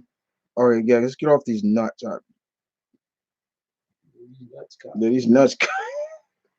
Okay, which horror character or monster do you think Revy will be scared to death in your opinion? Revy ain't scared of nothing. Well, she ain't scared of nobody. That ain't sorry. She ain't scared of nobody. When Marvel is gone, treat Spider-Man like an adult. When is Marvel going to treat Spider-Man like an adult? They do treat him like an adult, but then they keep him as a pre-adult. Or if you want to see Marvel treat Marvel Spider-Man like an adult, then go renew your vows. There you go. That's the best way to do it. And even the current stuff right now, they treat him like an adult. Okay. Mount. Remember when Spider-Man was Scarlet Spider-Man and not Spider Gwen? You mean Scarlet Spider, not Scarlet Spider-Man. It's Scarlet Spider, and that was his clone Ben Riley, which I don't like. The clone suck. Oh God. It's Balger. It's fine. Sorry. Like I said, I was about to say Booger. That's Booger McFarlane. Monday Night Football. Yeah. What the fuck? Okay. Anyway, in the comics, when Aunt May learned about Peter's secret, it was an emotional moment. In Homecoming, it is played as a joke. Don't you think they should add a bit more drama in the future MCU movie, Spider-Man movies? It is what it is. I think it depends on the content. Because exactly. It depends on the content because the way they did that, it kind of felt like, okay, this is going to be something funny because he's just standing there in the suit, and then you just see Aunt May, what the fuck? And I was like, all right, no, it depends on the content. Yeah, because in some cases, it could be played around because, case in point, person start using their head. He was not around for this. Yeah. He was not around for that. Next thing you maybe come back hurt, and it's like, But then you got a case like PS4 Spider-Man. Yeah. Where that was emotional. In that context, that was emotional. No choice but to replay exactly. In emotion. Exactly. The death of Aunt May in that game there was no way of being funny about it. Even though they tried to get a little like, little light where she basically said, I always knew, like, and Peter just, I didn't want you to worry. And she said, I worried all the time, but I was happy you out there helping people. Yeah. But yeah, it depends on the content. Did you hear about Kishimoto's new manga series coming out? It's called Samurai 8. Oh, I love samurais. He's gone from ninjas with Naruto. Oh, the dude, what? Okay, I gotta check that out. Because I mean, for comics, same point. I've done my research on both characters and read a bit. You read a bit. You read a bit. I don't need to be pissing content. I'll just best one. Have you seen the reviews for the new Dragon Ball Z movie, Broly? I've been hearing good things about it. They call it the best Dragon Ball movie. Ooh. The problem I have with Homecoming is because I felt like they whitewashed characters for the sake of it. I'm not racist. First of all, never say that. Don't say that. Never say. I'm not racist. Don't say that because It's like almost like, are you giving me a reason to believe? yeah, that? you're not giving. Yeah, have I ever have I ever accused you, Darth, of being a racist? I've never said that. Like It's like one of my professors, Professor David Taylor said, the reason why he doesn't like the phrase, in all honesty, or if I'm being honest, right? Okay, he says, in my opinion, when you say that, it's almost like, are you implying that you weren't honest to begin with? Yeah. If you don't need to say it, don't say it. it. Yeah. And you talking about whitewashing characters for the sake of it, but also look at it from this point. Did you watch um Spectacular Spider-Man? Because if you're going on Liz Allen in that she was Latino in that cartoon. And yeah, Liz Allen is supposed to be a blonde white woman, but yeah, she was Latino. Her half brother Mark Roxon, Molten Man, was Latino. So I didn't really mind it too much. It's like okay. Ned Leeds was Asian, but if I remember, Ned Leeds was mixed or Asian or so. But I get it, I understand, but never use that. Never use that. I'm not racist because you're implying that it just opens up a can. exactly. It opens up an unnecessary can of worms. Exactly. Opens up, and you're like, whoa, okay. Anyway, moving on. Tony Montana excited for Kingdom Hearts 3 coming out soon. Cool. Marion says, have you played the Friday the 13th game that was funded by Kickstarter? Wait, you talking what are we talking about, the one where actually came? Yeah, I think that was a Kickstarter. That was a Kickstarter project that became. I had it. I owned it, but I sold it because I liked showed off. Like that more than that.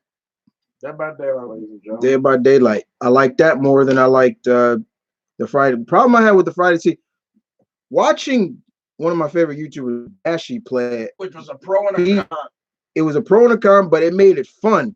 But then when I got it, and I got it dirt cheap because I got it cheap. I think I got it for $20 because at that time I think I got it last Christmas because it was near that time. It was that time because they had GameStop was having like this big holiday sale, and I got it then.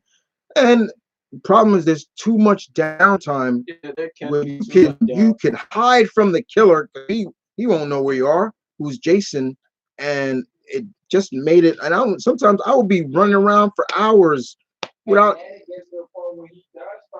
All of a sudden you lose stamina. Yeah, and so I was just like, yeah, this is kind of boring. I played it. The only pro for me for that game is that okay, you can defend yourself a little bit more than you can in Dead by Daylight. Dead by Daylight, you can't attack the killer unless you drop a pallet on them. Okay, look, while I was bothered with the part of Peter losing it, it didn't bother me too much. Well, that's you. But it bothered a lot of people. What? Him, how he just lost his powers and Spider. There was no build to it. That's why it bothers me so. It's like it was like it's just like a hill to die on, but it's one of those cases where as a plot line was like as a plot line, as a plot line was it really necessary? Exactly. Was it really necessary? Because the thing about what came out of it that he had more time for class. Right. Yeah. So I'm like, well, he could have found a way, couldn't he have found a way to do that? He just decided not gonna be Spider-Man no more. Yeah, like it just felt like to me there was no payoff for it. And then they did it, and then when it came back, it was no explanation of how he came. It just after he came once he was under stress and he popped up and my glass. I don't need my glasses anymore. So that bothered me. Yeah. The only thing I guess what that he got slapped around by Harry. Yeah. I'm not thinking that still was when he was without his power. Yeah. But then that's a scene that bothers me. Just oh God. Oh my God. Yes. Him getting slapped around by Harry. I'm like, yo, Peter. It's like friend or not. I'm gonna fuck you up. Like I said, You know, like because Harry left. I'm like, hey, where you going? Like, oh, you want some more, brother? Pop. Yeah. It's like you almost do Road Warrior Hawk. And Harry, don't you ever Who you put ever? your hands on me like that. It's like you could do that, rich bitch. Yeah, you rich bitch. Yeah, huh, brother? All right, moving on. Yeah, Peter, he was just smacking. My God, that pissed me off. I'm like, Peter, do something. I'm like, get up. He just looked angry. How much are you looking forward to X-Men coming home to Marvel? A lot. Because there's so much they can do.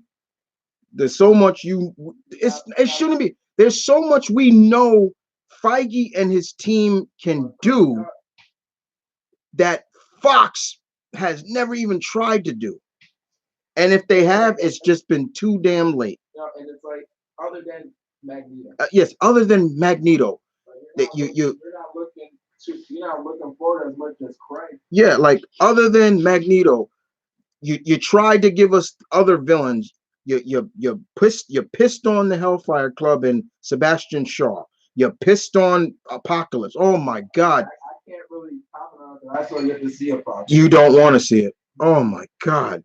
You pissed on Apocalypse. You don't even give us Mr. Sinister. You just give him by name. It's like, come on. Yeah, but according to Craig, Logan was okay. Logan was good. Logan was great, but still, the Wolverine and Logan were great. But First Class, and the second, Days of Future Past was probably the best, one of the best. But it is done. Luke Cage is one bad. Shut your mouth. Just talking about Cage. Yeah, you could say that. Migda, do you think stuff like loot boxes and microtransitions are becoming a problem in the games? What games are we talking about? No, I think I know what this person's talking about, because apparently, I think the government or so, if I'm not mistaken, they want to start focusing or start labeling loot boxes,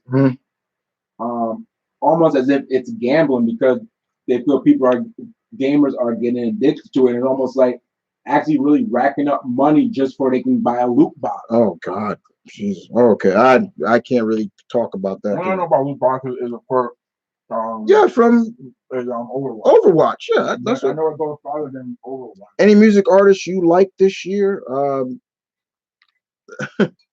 Besides like Kendrick Lamar and stuff like that? No, I think they're made fun to like new artists. Like they came that then when you think of 2008, like new artists from 2018. I can't really think of any new artists from 2018. Huh? Yeah, ain't nothing from rap this year. That no way. Binary for Carol is her version of Super Saiyajin, pretty much. Dimjin Honso will play in Captain Marvel Shazam, and also another DC movie that is a good sign of DC and Marvel rivalry cooling off. What do you think? I think it's a little different because it's like they're not contractually, they're like real under contract. Like you can't do a DC movie. This ain't WWE. WWE, you can't do New Japan. Yeah. And also, I always feel this way. In terms of movies, it's not Marvel and DC. It's Marvel and Warner Brothers. Yeah, Marvel and Warner Brothers. DC get their own studio. Exactly. Still exactly. As long as DC, when you see a DC movie, that or Bugs Bunny come out with the Warner Brothers, it's always going to be Warner Brothers Studios. Until you see DC Studios presents, no. Marion, which horror characters say this phrase? We all float down here.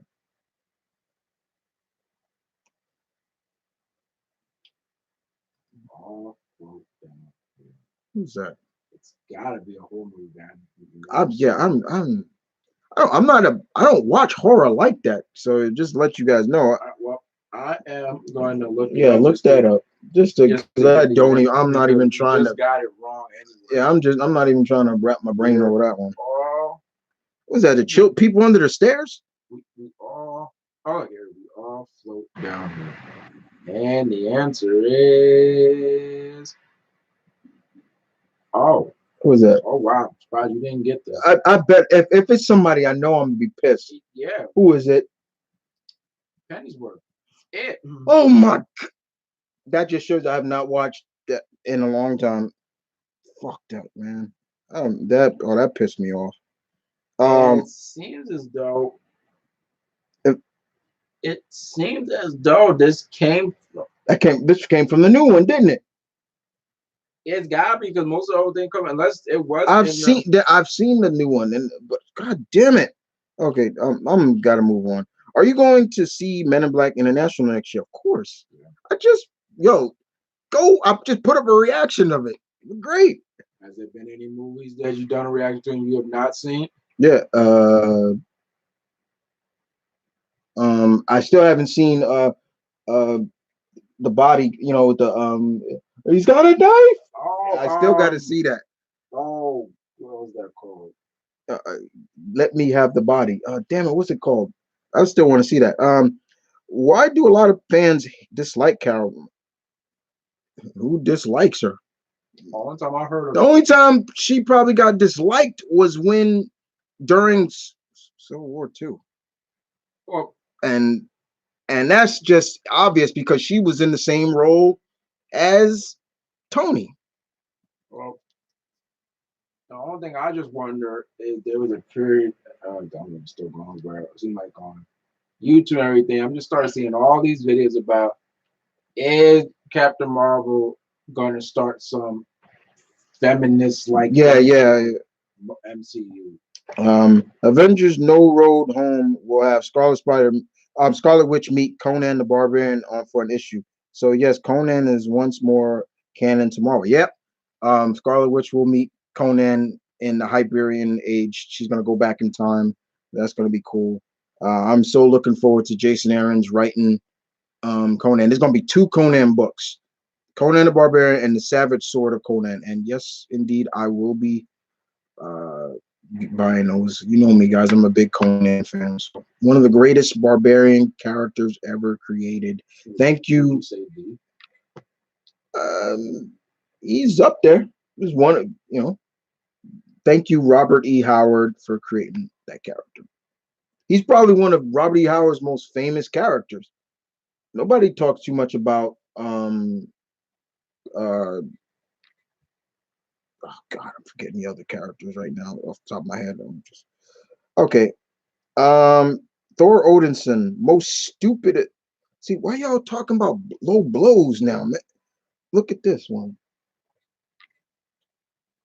What? Thor Odinson. Most Well, I can't see. this one. Right there. Most Stupid low blow.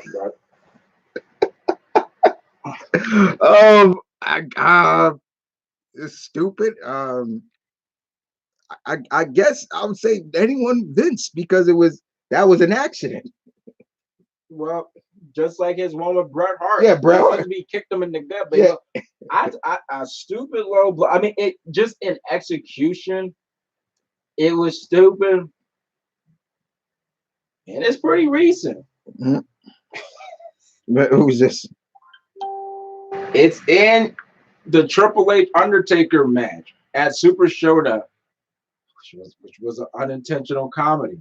Oh God. I don't miss a question. Let me just make sure I didn't miss anybody's question. And hence, see now, you guys, why I have slow mo on. So I want to make sure I didn't miss a question. There's a part. It's near the end of the match. Kane tries to choke him short, and just a random little kick, and of course Kane. And it's like, oh, yo, what is happening?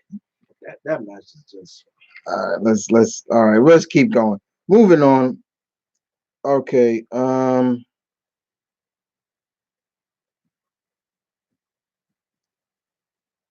Okay.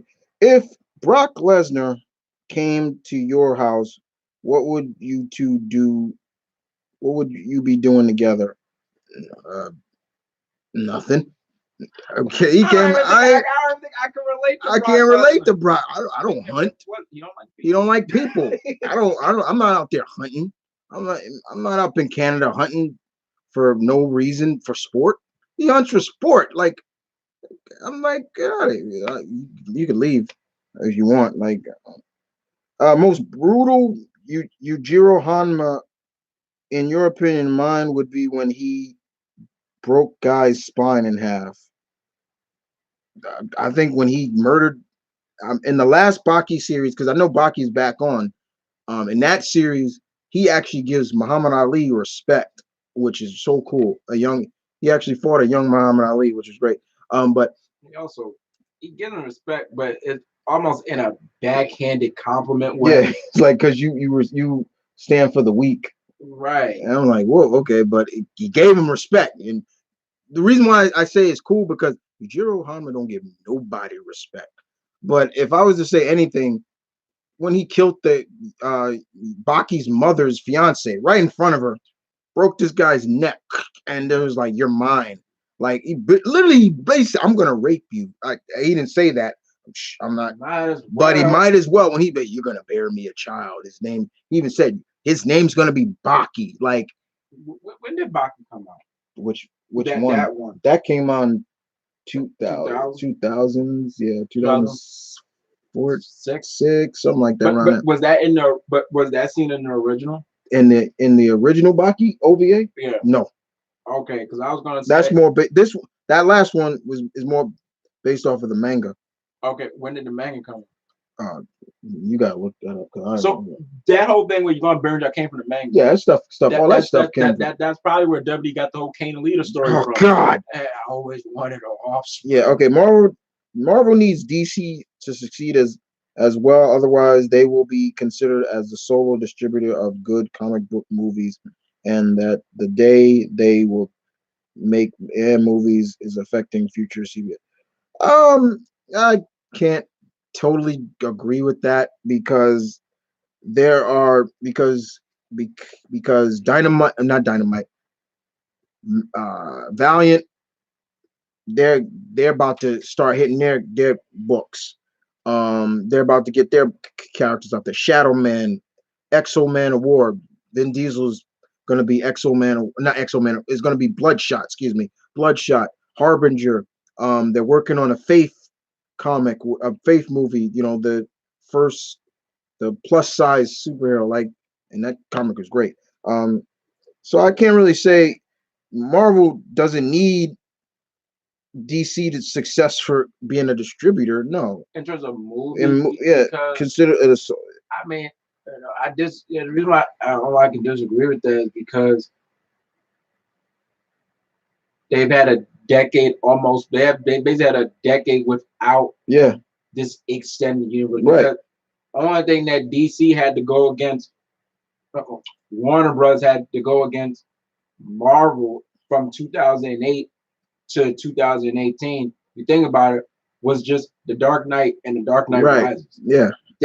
That's really been and Wonder Woman but look at that. That's 3 movies in a span of 10 years. Right. That you can really consider as those did just as well, if not better than a couple of the Marvel movies.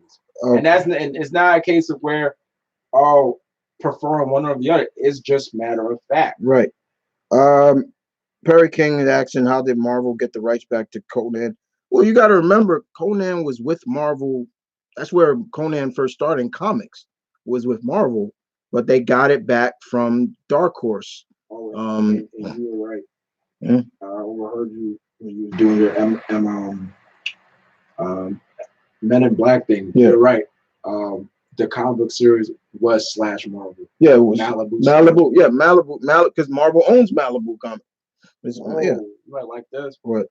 Becky Lynch responded to Animal.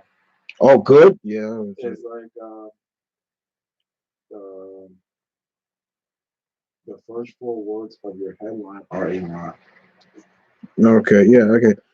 Tony Montana. One thing Tom Holland does right that other Spider-Man heroes never did: the Queen's accent. As New Yorkers yourself, What do you think about his accent? Um, I've always, I really never put too much stock into, that too much, but I love the fact that he tweaks and he has that Queens accent. Like, if you are a New Yorker, you could tell which borough somebody is from. There's a different accent from somebody from the Bronx, somebody from Queens, somebody from Brooklyn, Staten Island, or Manhattan, if general, Harlem and all that stuff. Manhattan.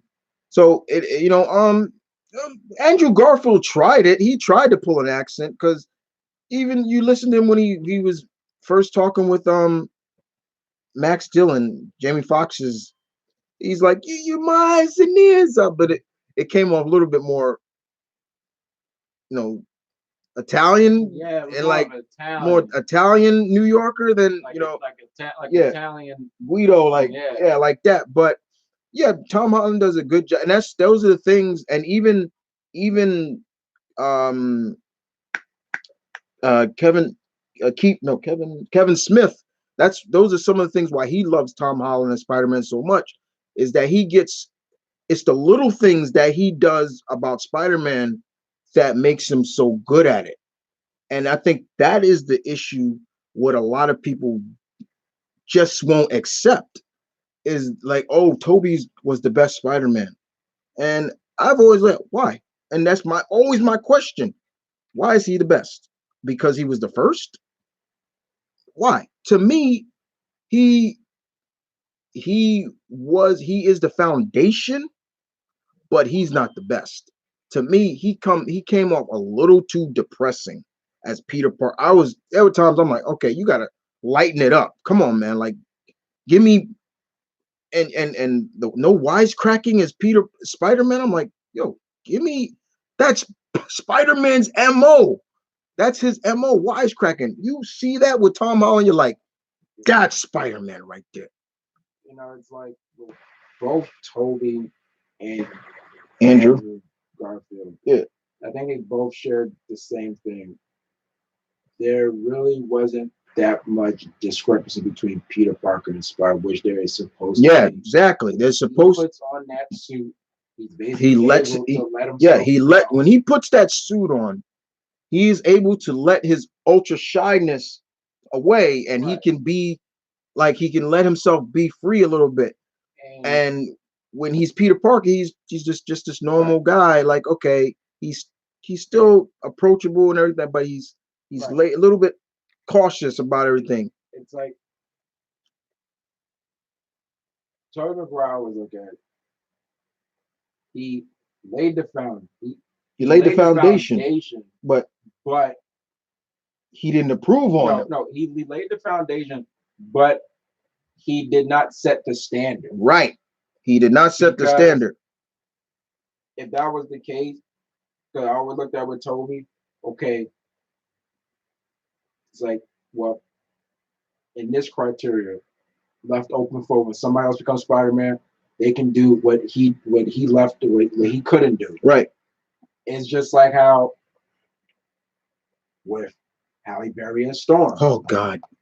Okay, yeah, she's the first to play Storm on the big screen. But there's a whole even when she was playing Storm from 1, 2, 3, and then she came back for Days of Future Past, it was always, even then I'm like, somebody can play it better. Somebody could do it better. At the time, for me, that person was Angela Bassett. And after seeing Black Panther, even man, she still could do it. I'm like, she still could portray Storm better. She can give that presence that Halle Berry. Because that's not a case where I don't like Halle Berry. I like Halle Berry. Mm-hmm. But as my brother always said, a character like Storm commands. Yeah, Storm commands attention. When she comes in that room, all eyes are on her. I don't care who else is in that room. Professor, Jean, Psylocke, it don't matter. When she comes in, hey Aurora, everything is on her. And even still, like, so even Alexander Shipp, who plays her now, I still, yeah, they made her young, but still, even as a young woman, Storm was like, bam, like, you all eyes on me.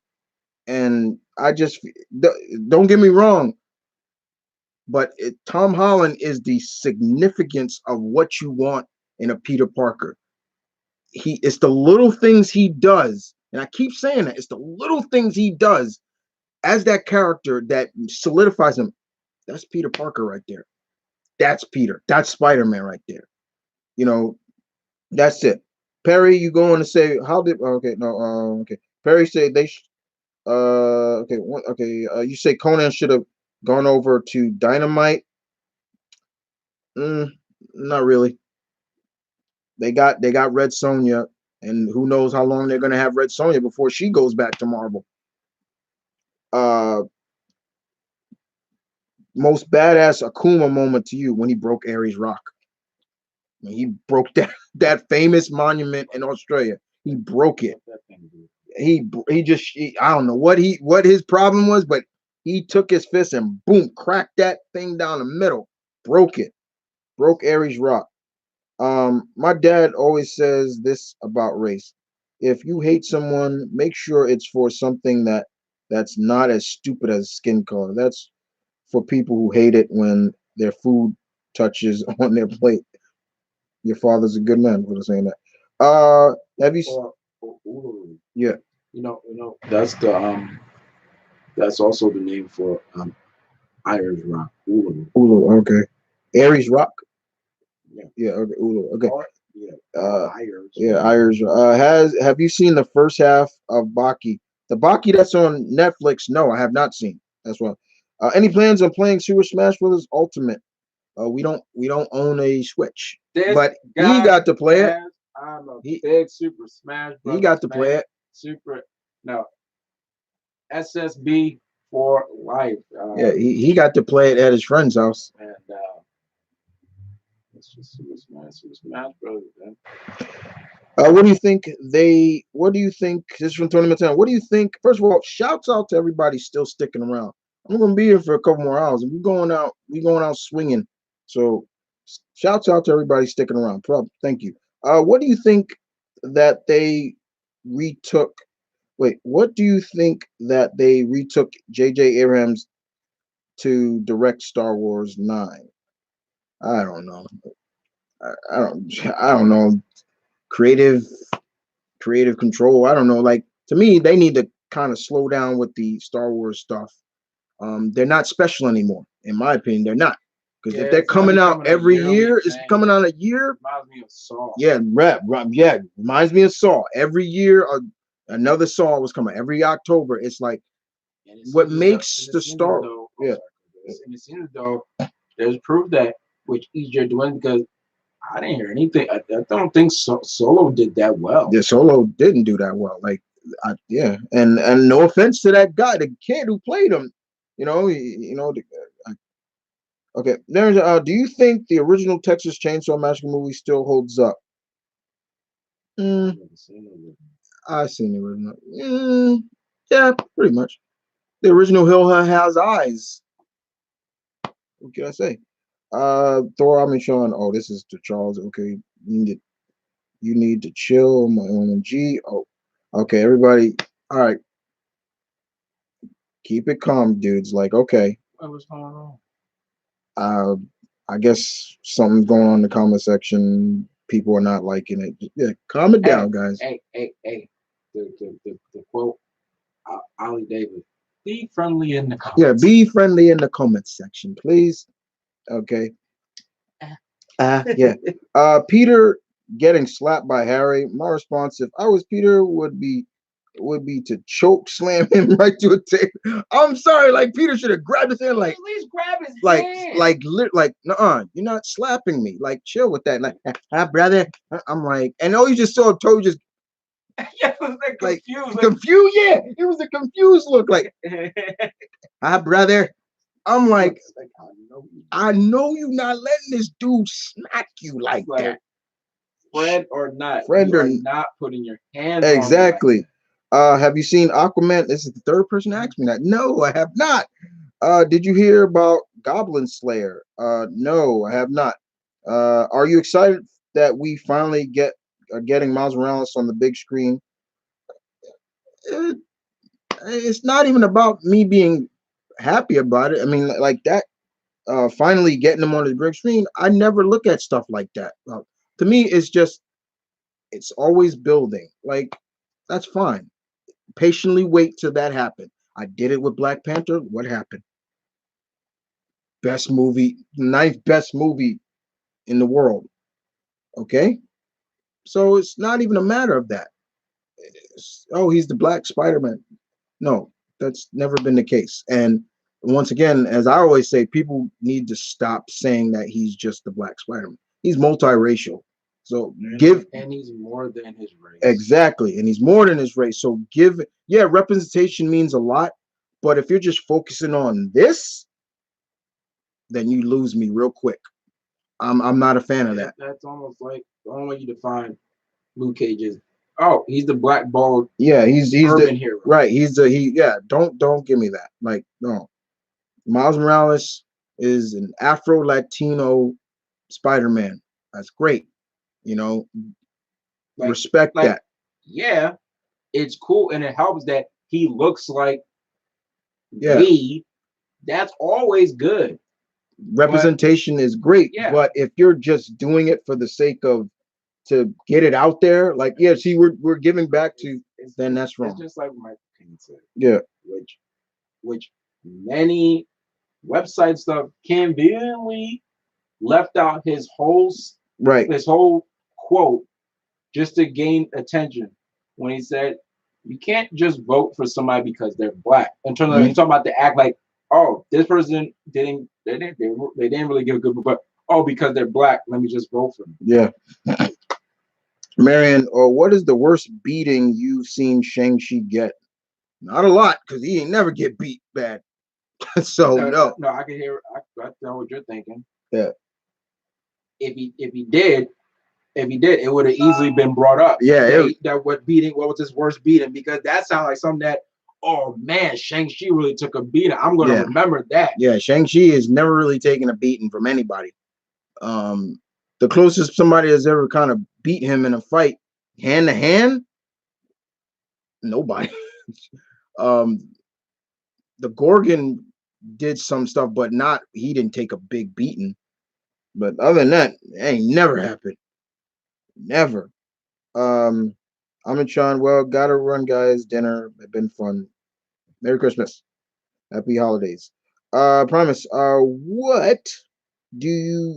What do you think of Billy D. Williams coming back as Landau? And cool. Everybody likes Billy D. I remember Billy D from the old Coke 45 commercials. That's how. Yeah, that just shows my age. Don't that?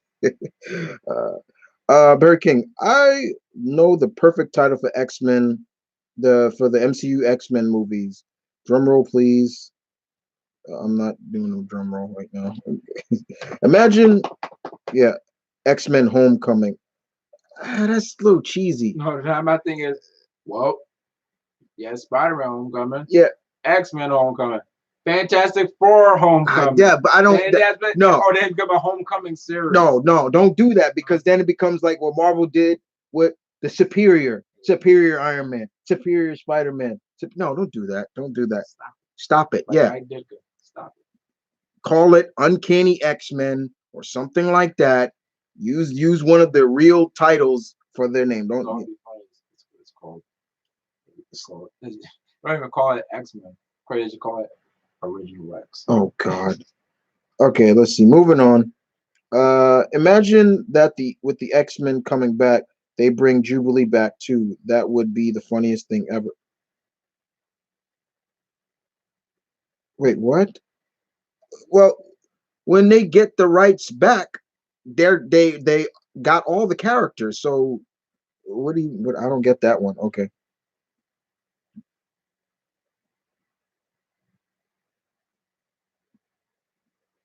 Okay, moving on. I'm at the McDonald's. I'm actually interested to see Brightburn next year after seeing that trailer. That I seen the trailer. I did not react to it because it was more like a teaser. That ending. Oh God, they got me with that. Yeah, he came with it was far away. Yeah. I was like, what's about that? Oh, yeah, it's like, oh. So basically, serial killer Superman. That's basically what this is. Oh, I'm sad. is he gonna basically punch the fourth wall? Yeah, I said he's basically Superboy Prime. yeah, Superboy Prime or something like that. Okay, if unfortunately Emily Blunt does not get casted as Sue Storm, who would you like to see as Sue Storm? Uh, Charlize Theron. Sorry. So that's somebody who commands a presence. And Sue is the heart of the Fantastic Four. I can see that. Um, I think Alice Eve. I still want her to be more of Typhoid Mary because what I saw of her as Typhoid Mary, she was great. I liked her as Typhoid Mary. And hopefully we'll see more of that. Um, let me see. What kind of role do you think Rocket will have in Endgame now that his teammates are gone? Um, Gone for now. Um, Might be.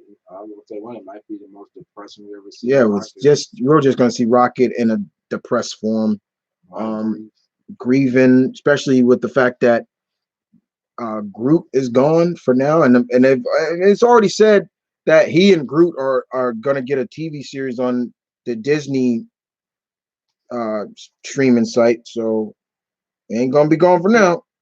Well, all thing is he can probably assume because the only person he knows he definitely lost Is is Groot. Groot. But yeah, when there's somebody's gonna have to, But probably Gamora. No, not Gamora. Nebula's probably gonna tell him. Right. Yeah, like so far he only knows Groot. Yeah, no, he knows his Groot right now. But likely he's gonna find. He's gonna find the others out. Like, okay. Fun fact: the '90s in movie scared me. Fun fact: the '90s in It movie scared me so bad that it was a year and a half before I could watch it again. You know what? Fun fact: the facehugger still scares me to this day, and I've never gotten over. I've tried to watch this, just the scenes alone of the facehuggers. I can't watch them because they creep me the fuck out. Remember, found out Alien 3. No, stop with that giant they shit. Want to do a super Stop. Oh God. Maybe you can get two people at once. Okay. All right. All right. Let's see. Are you excited about The Last of Us Part 2 coming soon? Yeah, it looks fun. I've watched the gameplay of the original because I never played the original.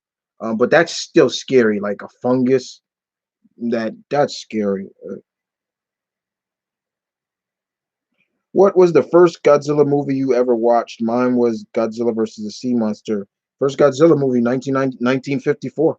The first Godzilla movie. That was the first movie I saw. Okay. Come with me. Yeah. Stop. Okay. Who's more messed up mentally? Frank Castle or Batman or Bruce Wayne? I'm going Batman.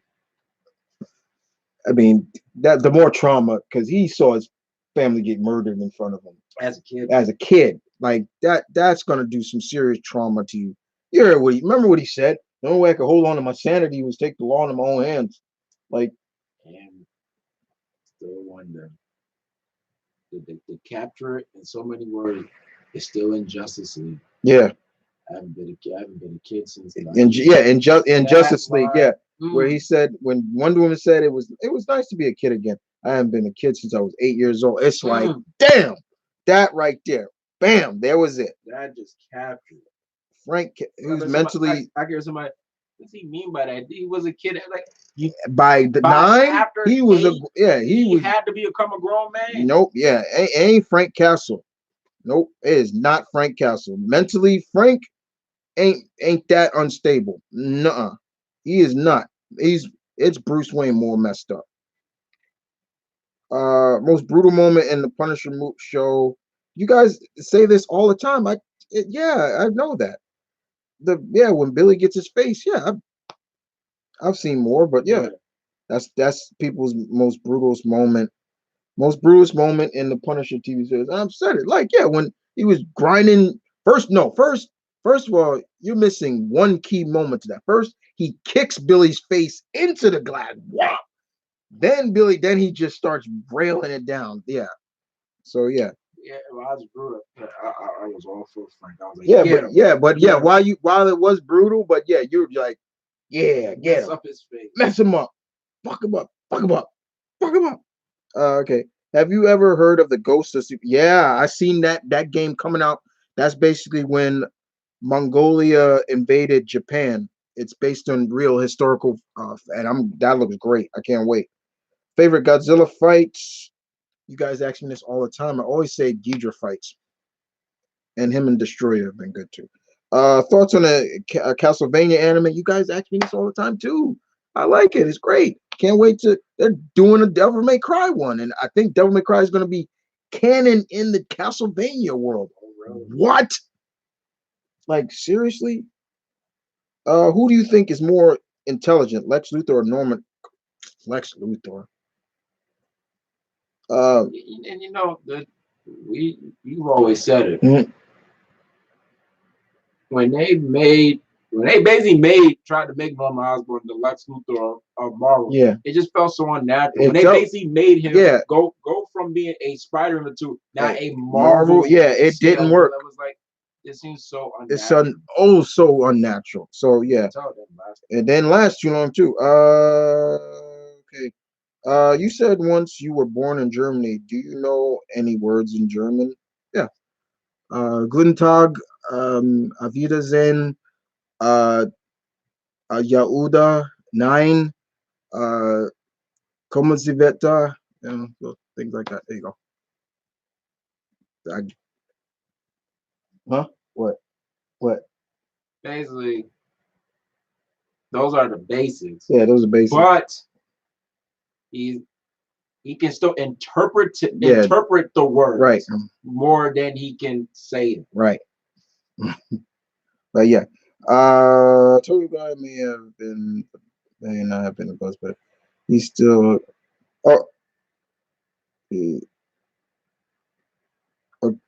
Tobey Maguire may not be the best, but he will always be my favorite. Why? Because he got me into the character and the comics. Okay. Hey, nothing wrong with that. Okay. I bet you. Yeah, I don't, If there's anything, I I, bet you for a lot of people yeah, when they think of Spider-Man, if they was introduced Spider-Man via a cartoon or a comic, I would like people that were maybe 4 or 5 around 2002 or that 2002 2007 period. They probably definitely hold yeah, following to Toby. yeah, And I like what the person said because not all the time your favorite is considered the best. right. Case in point, my favorite, your favorite team doesn't mean your favorite team is the best. And I know sure my favorite team, my favorite football team is the Giants. Yeah, but they damn sure ain't the best team. yeah, but my biggest thing is like I don't think you needed to explain that because it seems like Charles, you're having some kind of disagreement with other people in the comment section, and you want your opinion to be heard, and that's fine. But you didn't have to keep that between you guys because that's what I'm saying. It seems like it's between you, Perry, and Thor. So kind of Well, like that's why I'm saying before, be cool with each other in the comment section. Like, relax. Nobody's discrediting anybody here. It's your opinion. That's fine. I like that. But Why? but I have no problem with that. But that it seems like there's some kind of issue going on in the comment section with those three individuals. So I don't want to have to put you guys in timeout. Please don't make me do that because I will. Okay. Um Funniest Hellboy moment in the movies. Funniest probably when he was the first movie when he was spying on Selma Blair's character and he jumping from roof to roof and he mistimed the jump. Oh shit! And his Ron Perlman's oh shit! And he missed. That was pretty funny. I cracked up. Does your family play Monopoly? Um, No, I'm saying our family like to play. We like to play more Uno than Monopoly, but I'm a Monopoly guy. I ain't got nothing wrong with it. Do that, pass, go. In the Ultimate Comics, isn't it disappointing that they could not let Peter rest in peace? He had a heroic death, and they brought him back always. What do you think? Uh, he had a heroic death, but he gave up being Spider-Man right after that. Remember, he said, "Miles, you're Spider-Man. Me and MJ are going away," and that was fine. You know, and overall, yeah, that's the comics for you. Yeah, that's the comics for you. Like, you're never gonna see. You're never gonna look. What people need to understand sometimes is with comics, there may be writers out there that are gonna want to write the end of a character, a definitive end, but the editorial and everybody are gonna say nope. I bet you there are many writers who said I could write the end to Bruce Wayne as a character legit and the role could be passed on for good. Well, a writer did do that. A writer did do that. To write a definitive end for Bruce. That's all what Frank Miller did. Oh, that's yeah. That's why he wrote the Return of the Dark Knight. Yeah, but that wasn't canon. No, but he wanted that to be a definitive. Yeah, he wanted that, but like how Mr. Spooky Alan Moore. He was one of the only writers that flat out said that one of his issues with the comic book industry is that none of these characters have definitive like how the Norse gods. Yeah. They have a definitive ending. Yeah. He said none of these heroes have a definitive ending. Yeah. And that's why he wanted to do the Twilight superheroes with Billy Batson getting raped. He didn't get raped. He just had a ball and gag. Yeah, no, that's nasty. Okay, anyway, moving on. Alan Moore, ladies and gentlemen. Alan Moore. Yeah, Alan Moore. Alan Moore. Mr. Creepy. Hey, you know, watch X-Men, Children of the Atom. I do Children of the Atom. Yeah, that'll work too. All right. Okay. Did you know that Tony foreshadowed in Age of Ultron the Endgame title when he said, "What I saw in space, that space hole, that's the Endgame." That's interesting, man. You look deep into that. Okay. What do you think makes Pennywise from It so scary, in your opinion? Clowns. Clowns are always looked at as being a symbol. Some people look at it as being a symbol of happiness, but when you go deeper into society as well as ancient of clowns civilizations, they're not funny. They're looked at as a symbol of terror.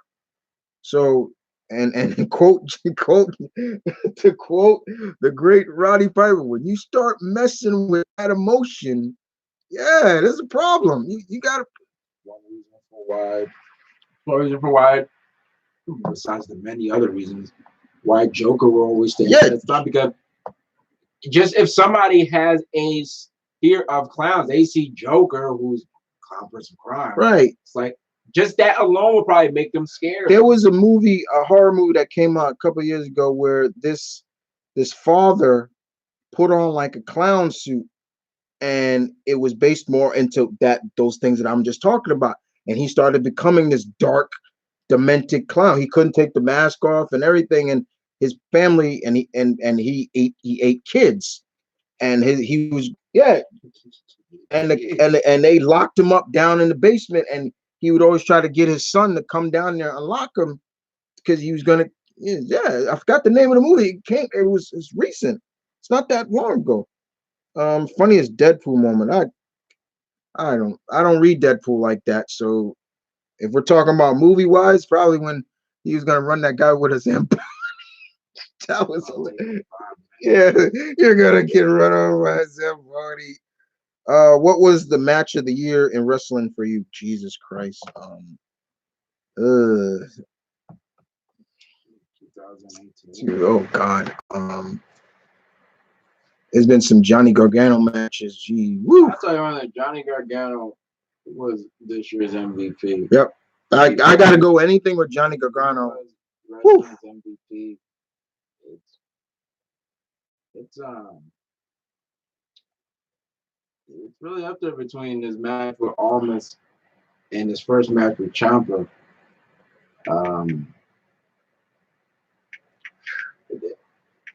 Another match year outside of WWE, of course, the 2 out of 3 falls match between when Kenny Omega finally defeated Okada for the belt. Yeah, okay. Because I was really happy for Omega. Right. You know, so many VTubers. Yeah, VTuber. Yeah. That's definitely Johnny. I'm definitely. Yeah, Gargano. He did no wrong this year. Do you think Namor can appear in Black Panther movie? If they get everything set with Universal, because I don't know how Universal still has the rights to him. It's ridiculous. So hopefully, yeah. There just seems to be there's no problem or disagreement between us and Perry and I. Okay. Did you feel for Godzilla when his son was killed by Destroyer? Yeah, that was 01? Yeah, 01, yeah. Your favorite 10th Doctor moment. Oh God. That's a little hard. I gotta think about that one. There are rumors that after 4, some antagonists will come back to life, like Eric Killmonger, that would lessen the impact of his death. Do you think that could be could she do that? Could they you think they could do it? No, because if it was true, then that would be dumb. But more importantly, Michael B. Jordan says there's no truth to that. They've asked him plenty of times, and I know he would probably go keep it secret, but Michael B. is too real to not let something like that. No, he's not coming back. Okay. When I watched The Dark Knight Rises, I was thinking to myself, that's how you end a superhero trilogy. Unlike Spider-Man 3 and X-Men, won't you agree? That's one problem. Yeah. One problem.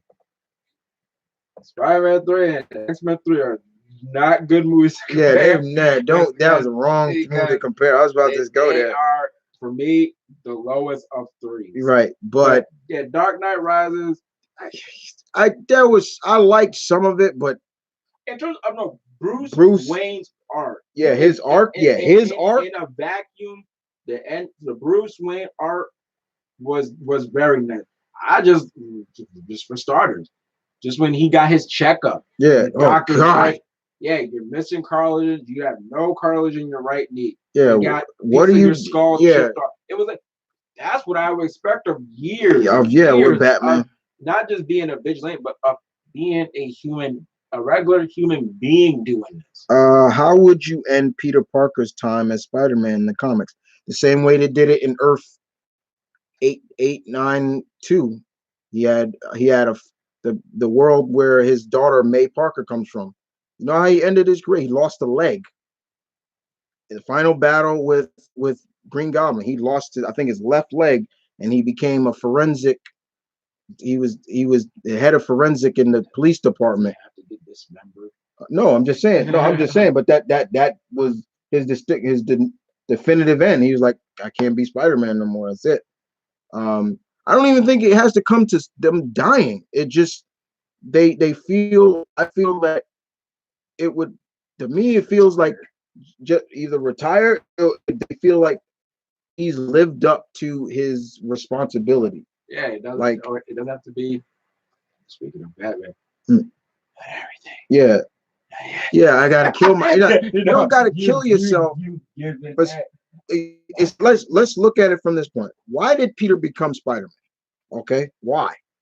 The reason why, when he got his powers, what did he do? He tried to get in the show business. He became a pro wrestler.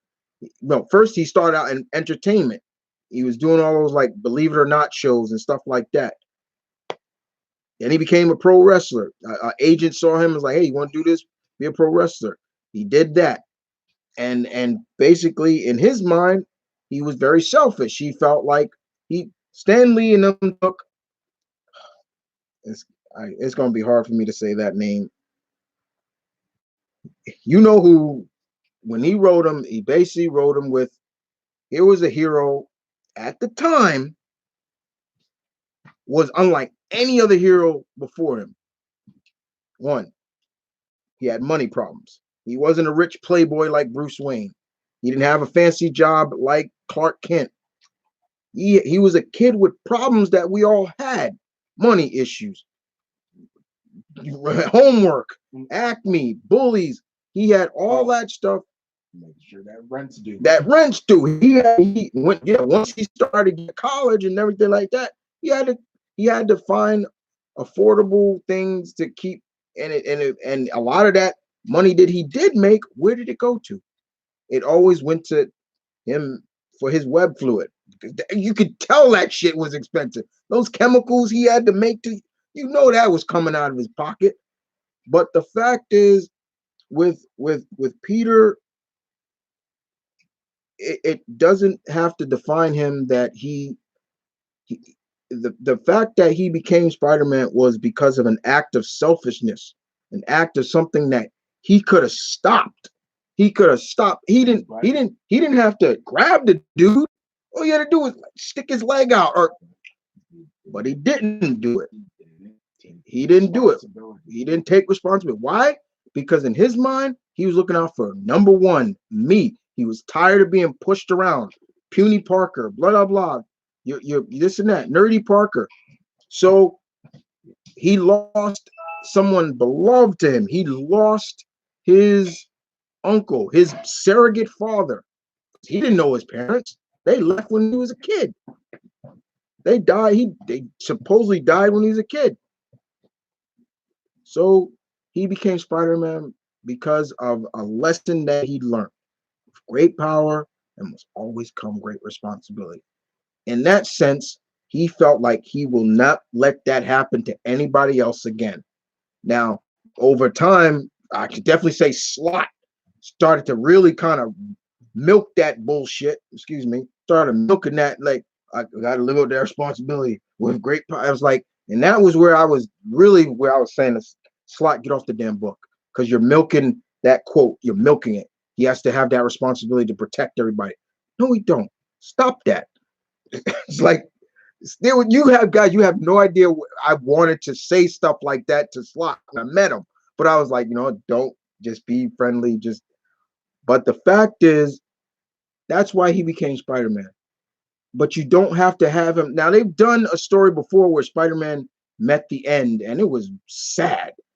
They actually have his costume in the game, where it's more black pants and the jean jacket and all that. That was like, it was called Spider-Man the End.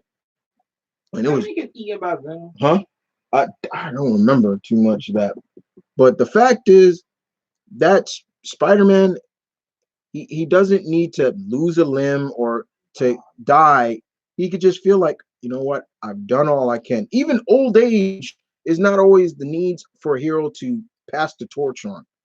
Now, my problem with Miles being in the 616 universe is the fact that Miles still had room to establish himself as the Earth 1610 Spider-Man.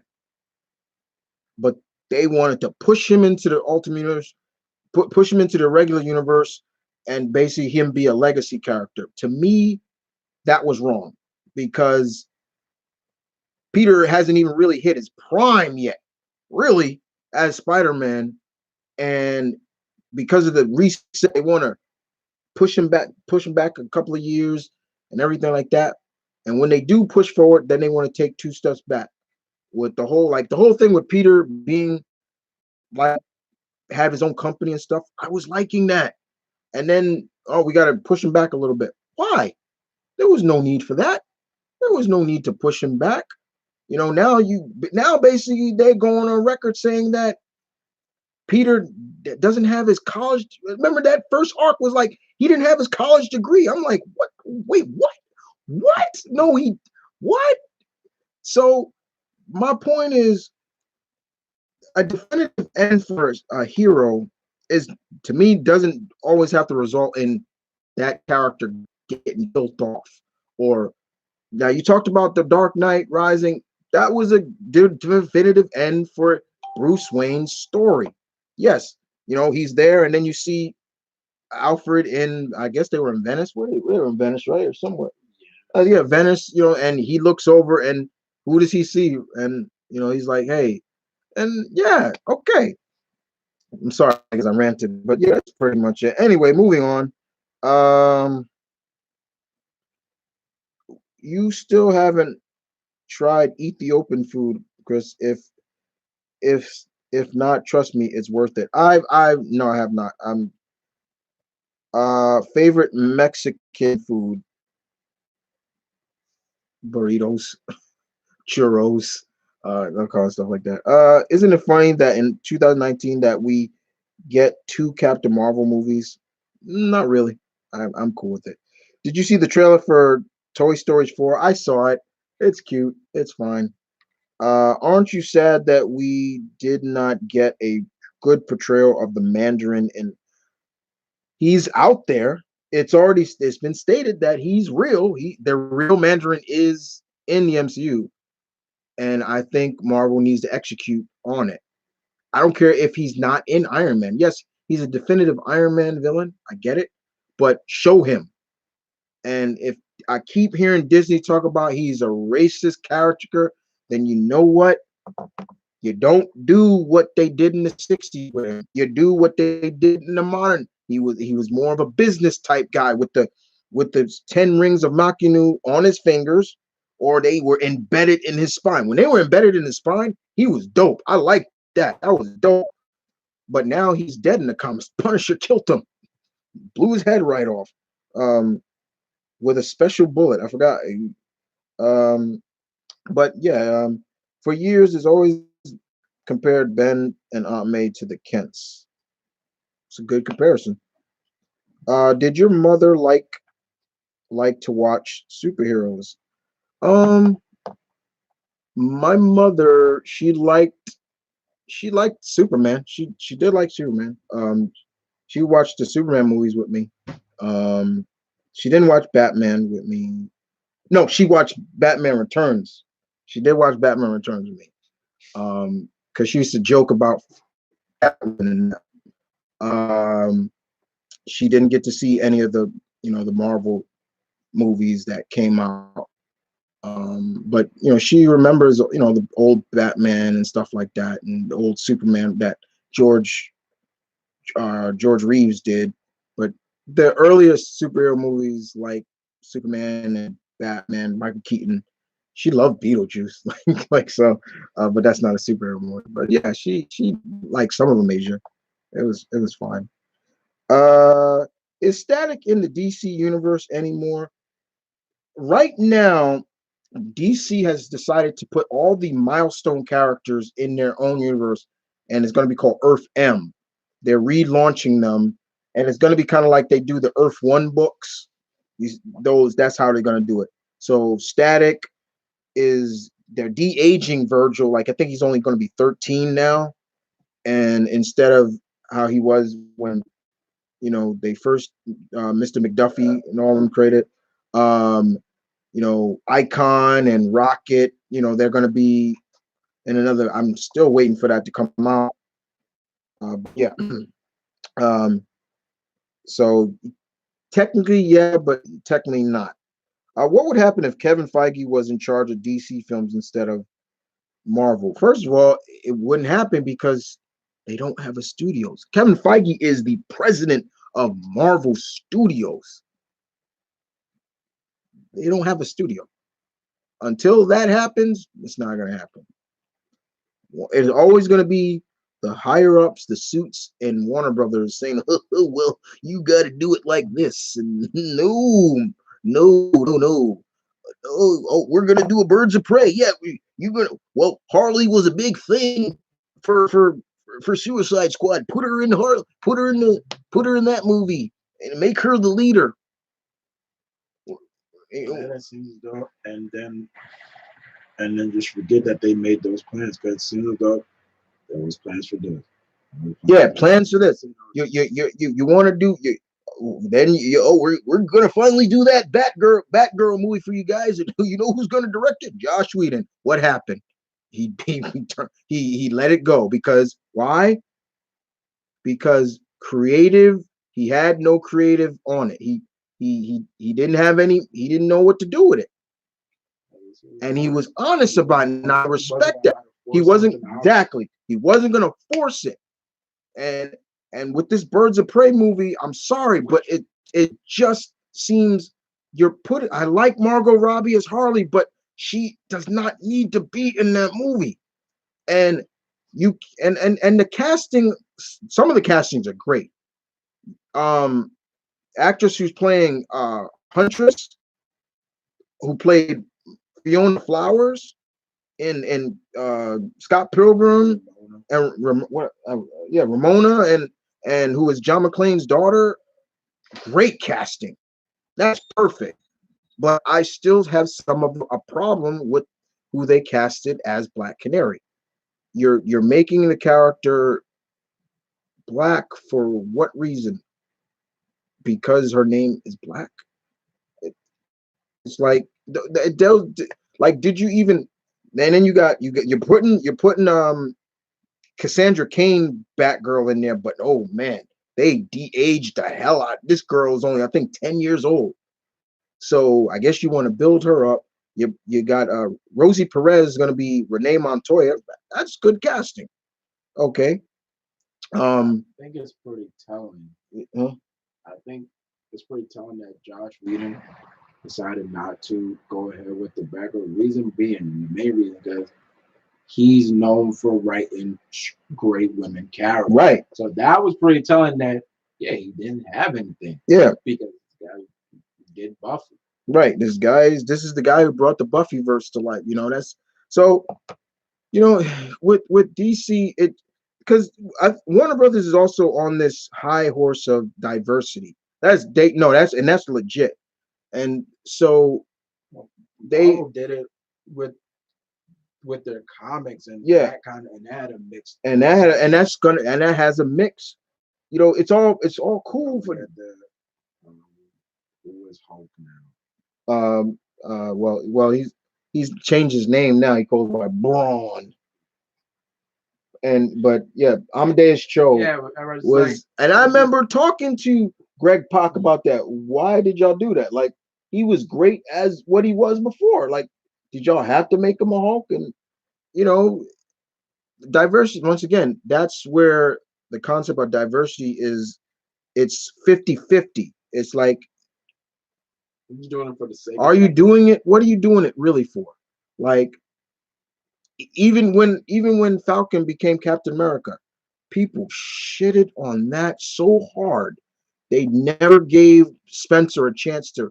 And I will say, Spencer's run with Falcon as Captain America did get a little too political, where he was focusing way too much on what was going currently in African American communities, police brutality, all that.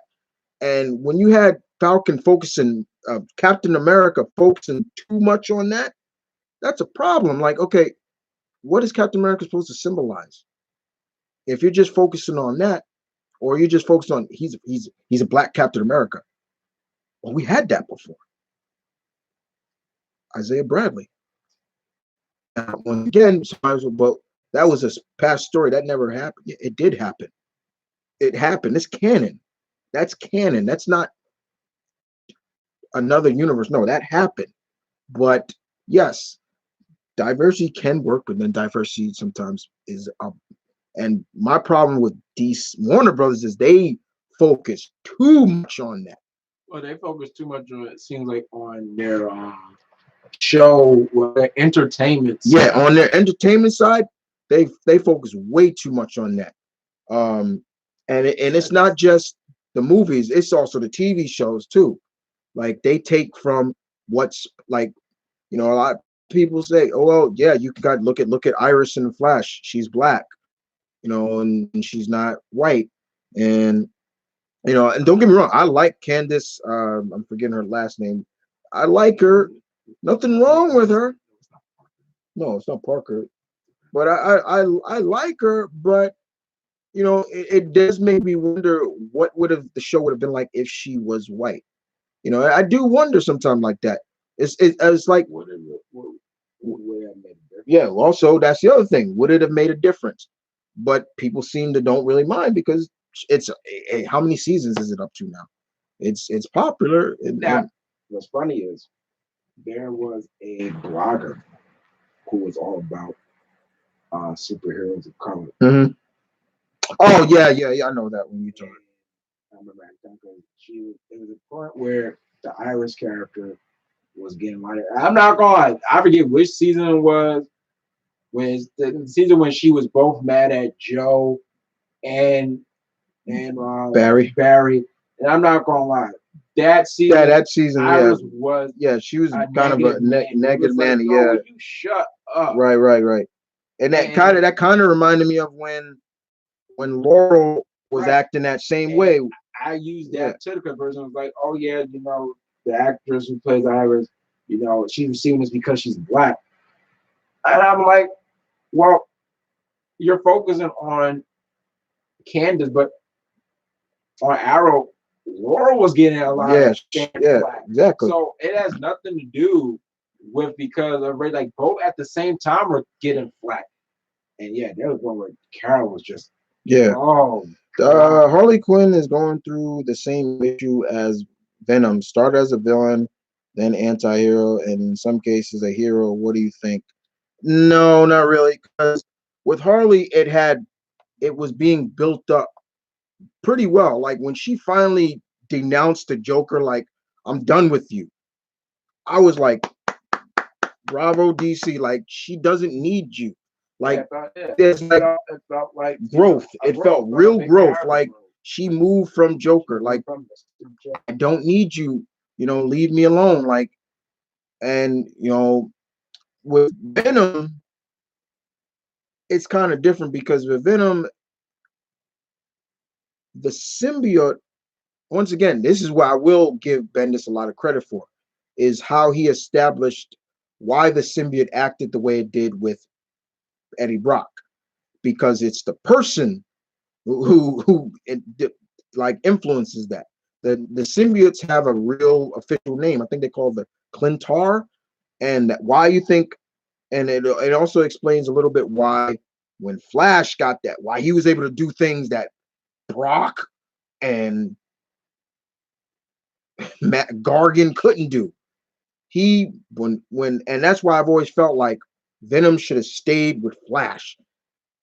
He made Venom special, and then Flash is dead now. I mean, he died a hero, but it's still like, I would say for Harley Quinn, I don't even look at the whole thing with the whole.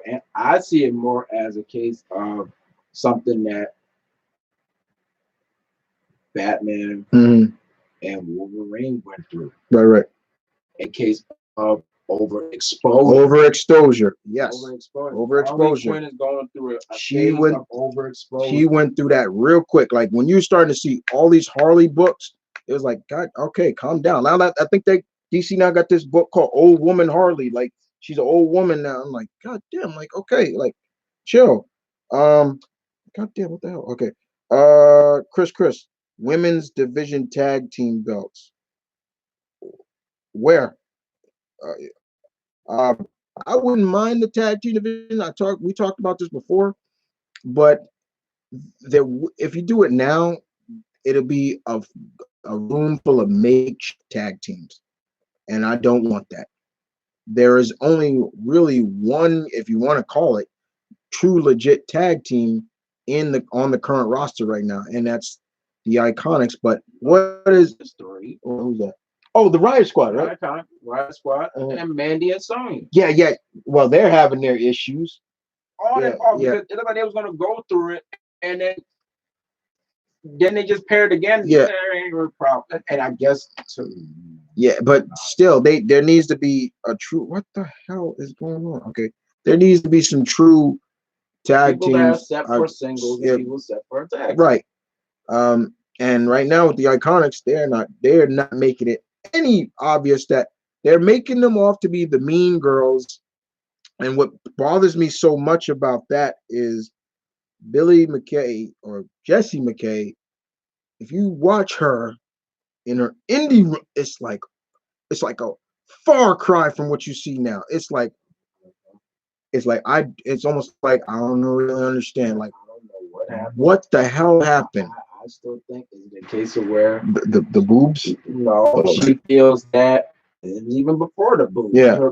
That she feel that her performing well as a ring talent, like Yeah. like it's not befitting of the mean girl character. Is that what I don't know because watched her way before she became the femme fatale, Billy Kay. I watched her as Billy Kay. I'm gonna lie. Like yeah. It comes off pretty crappy. Yeah. It's like, yo. Yeah, like Jesus Christ. They're basically the anti-beautiful people and Lay Cool. Yeah, because those two actually did get wins and everything. Yeah. Iconics. I don't know if I don't know if they are still alive in the Injustice era, but how would Ma and Pa Kent feel about Clark becoming a dictator after killing? Oh God, no, they're not alive, and yeah, Jesus Christ, that would be. That would break their hearts. Like, you don't know, they might actually die from the heartbreak. Yeah. Do you, Darth Primus? Do you think they fixed the Mandarin problem in All Hail the King as a response to negative response? A little bit, but there needs to be. He needs to be shown. Like, what would have really made that special is if at the end of that short, All Hail the King, the Mandarin came. You saw a real actor as the Mandarin, and maybe either killed him and was like, "Don't ever keep your name out of my," so like don't use my name. Like you defied my name, and you just all you saw was his hand come up and something glowing. Boom. I'm just saying, there needs to be more. I gotta go, Chris. Happy holidays. Later, Perry. Same here. Goodbye.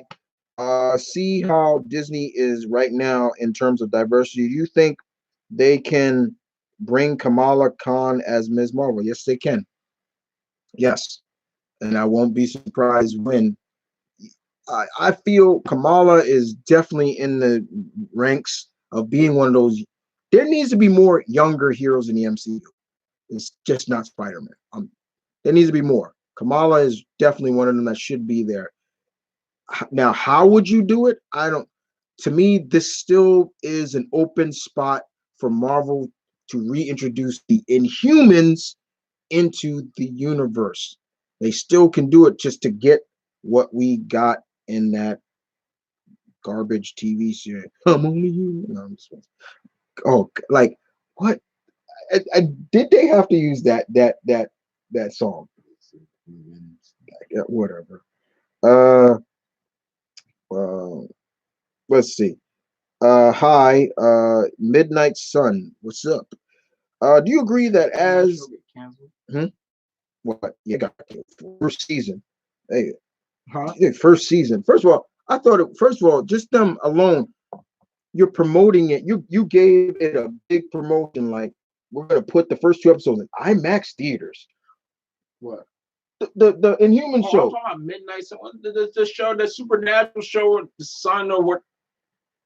What that was? You just read that got canceled. Oh, you mean Texas?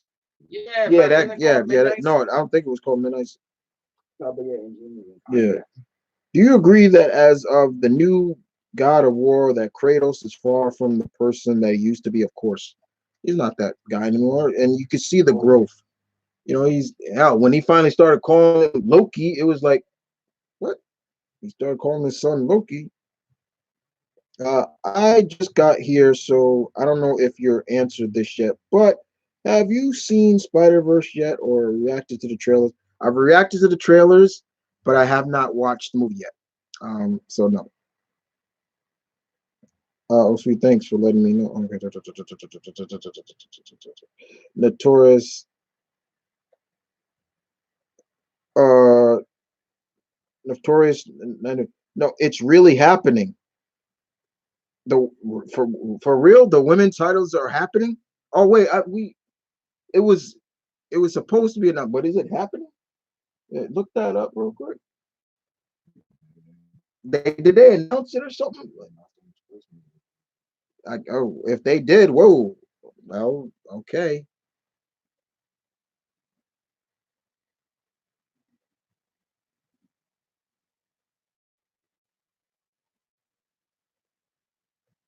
Mm, okay.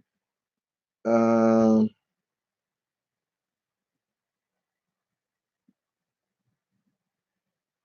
Let me see. Okay. It's happening. Okay. Thor Odinson. Will you play the last DLC for Spider-Man? You mean will I stream it or will I upload? Yeah, I'm gonna stream it. Um. What? Man, as Miss McMahon clause Uh. confirmed that the new WWE Women's Tag Team titles will be coming to the main roster in 2019. 2019. Wow. Okay. But yes, I will Thor when I download it. I will play it. I will stream it. I'm gonna stream it. Um, so yeah, I will stream it. Let's see. So, Chris, do you think The Rock ruins movies? Hell, fucking no. What the hell? No. No. And I'm trying not to be biased when I say that. I try not to be too overprotective because I love The Rock. I'm a big man crush on the guy. So, um, but no, he doesn't ruin movies. If Apple buys Sony, then Marvel may get the rights, full rights. Yeah, I've heard of this. I've heard this. Yeah, if Apple buys Sony, yeah, they Marvel will fully get the rights of Spider-Man back. I've heard this. I've heard this. Um, I've heard of this. This is true. I've heard this. Uh, what do you think of Megatron? The Megatron we saw in the Transformers IDW comics. Cool. The comics, I have no problem with. It's the movies, I got a problem. But with Bumblebee, I'm hearing good things. Why do y'all? What? Why do y'all time me out after I comment stuff? Wait, what? Who's timing you out? Who, who's timing you out? Notorious. Is somebody timing you out? Whoever, it better not be one of my my my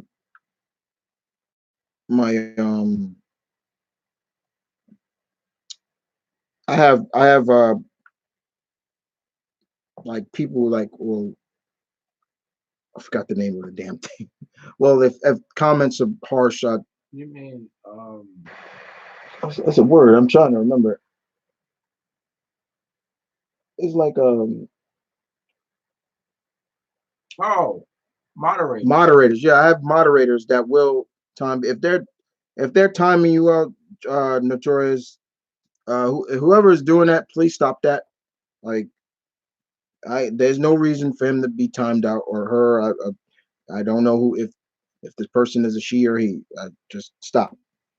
Um, the chat is on. Oh, that's also a thing. The chat is on slow mo, so I can get to everybody's comments. So if your comments don't show up or don't show up quickly, that's because it's in slow mo. So um, if you were to make your own version of Megatron, what would he be like? Megatron's just fine the way he is. You don't need me to do anything with him. What's the biggest regret in your life?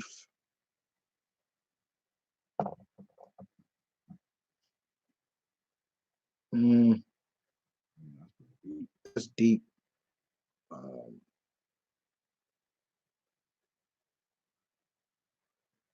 there's some things a little personal that with my mom I regret that that's kind of real personal. But what about yourself? But that's involving me. No, but I mean like a decision that just affects you.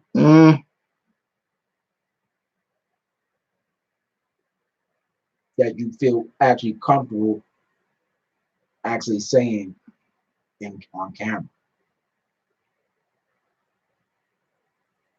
Not telling this girl that how much I cared about her. Her name her name is Sasha. Um and I regret that. That's one of the things I regret. Now she's married and got 3 kids. I see her a lot. I see her like many times. Like where I guard, she comes in the store all the time, and I see her. And there are times I regret not going further after her, like maybe even like expressing myself more. There was a couple of things I wish I could express to her more. Um, there was a I had a chance to there was this program that I was gonna be a part of, and the program was gonna have me travel a lot. It used to be in my there was a folder in my dad's drawer, and it was and I regret not really going forward with it. It would have had me traveling to Australia and places like that during the summer, and I regret that. Um, Another thing in life I regret. Um, No, I don't regret that at all because I had an argument with my uncle one time, and I don't regret it. I don't regret it at all. Yeah, I don't regret that. There's some things I did with my uncle that I did. I don't regret it at all. New York fella care. Mm, there were some things. I would say New York Film Academy. There were some things, and there were some calls that were made that I do regret at times. Um, Oh, I think I know one. hmm? That's it's more of a lighthearted one. I serve Red Lobster. Oh man. Oh yeah, you mean oh yeah, she's another one. Yeah, that's there have been some regrets with ladies that I regret. Like there were some things I've done in the past that I regret, and um I kind of I regret it that it happened that I did, and stupid. But I'm glad to know that the bonds that I made with these certain people, some of them are strong enough to stay linked. And I've promised them I would never do anything like that again. And you know, like I said, guys, I'm not perfect. I've hurt some people in my life in it, and I regret them. I regret it every day. Um, I don't. Am I proud of it? Hell no. Um, uh, Proud of it? No. Was it stupid? Yes. Um, will I do it again? Hell fucking no. Because there's been some regrets. I don't know anybody who doesn't have any regrets. Um, like right now, guys, right now, I could tell you right now, by next year, this room you won't be seeing. I could tell you, this right here, I could tell you right now, honestly, yeah. Let me explain a little bit. Right now, this room that you see here, guys, will be the last time you see this room, because I'm moving, um, and I have only a month to move. This sucks. Um, we, our landlord, is selling the house, but more importantly, the rent was going to be raised, and we were like, no, we're not paying that. Malcolm literally told the landlord, like, we're not paying that. We're going to pay what we pay. And the landlord said, okay, then you have to move out in January, by January. So Yeah, this will be the last time you see this room. So no telling what the next room will look like, but yeah, this will be the last time you see it, guys. It is what it is. Um,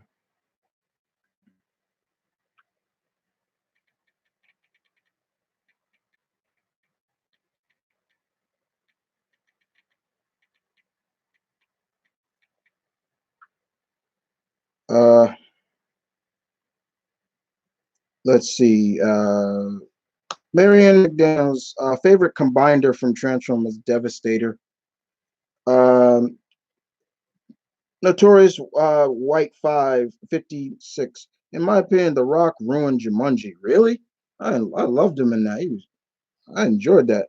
And here I was thinking that the whole like I'm not a big fan of remaking any of Robin Williams movies. And I thought, okay, and I sat down and watched. I'm like, I like this. This is good. How would it affect the Spider-Man verse sequels and spin-offs if Apple does buy the Sony and after Sony and also the Sony Cinematic Universe? It would affect it a lot because you can clearly. I would probably say with the animated stuff, Marvel would keep that going. I would not think. I would not think Marvel would keep that going. But their universe, what they were trying to build, they would scrap that real quick. Like, nope. Um, what are your thoughts on Halloween Resurrection? Sucked. Um, oh man, that sucks. Who is? Uh, have we found the place yet? Pretty much, yeah. That's from AJ. Um,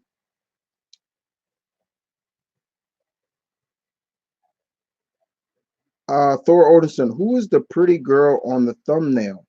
Oh, that the thumbnail that I'm using for this vid. That right there, ladies and gentlemen, is my friend Malika. She's from Vegas, and not too long ago, she came out to New York, and because she went to a gala, she was going to a gala, and she DM'd me and was saying, hey, I'm going to be in New York this time around this time. Would you like to meet up and hang on and show me around NYC? And I'm like, yeah, sure. I was like, just give me the time, place, and when. So I went when she was coming in. She came in to New York. I met her at her hotel, and and for that day, I showed her around, NYC, what we could see, because it was a little late, but she got in late. But I showed her, took her to Times Square. She got to see Times Square for the first time. I took her, she wanted to go to Rockefeller Center. I was like, okay. Because she's like, I want to go to where Home Alone 2 was. And I was like, with the big tree. I was like, okay, Rockefeller Center. Her hotel was not too far from there. So I was like, okay, here you go. I showed her Radio City Music Hall. Bam. If I had more time, I would have taken her all over. I would have taken her here, but it was so late. I would have took her to the Met. I would have took her up to Harlem. I would have took her all over. But she wanted to go to Chinatown. But it was like, I was like, okay, we got to take the subway if you want to go to Chinatown. She's like, how far is it? I'm like, it's pretty far. It's on the other side of town. She's like, oh, and she's like, we got to take the subway. And being a Vegas girl, she ain't ready for the subway. And so, yeah, Thor. That's Malika. She's a sweet girl. She's great. She's fun. She always has a smile on her face, and she's dealing with something right now.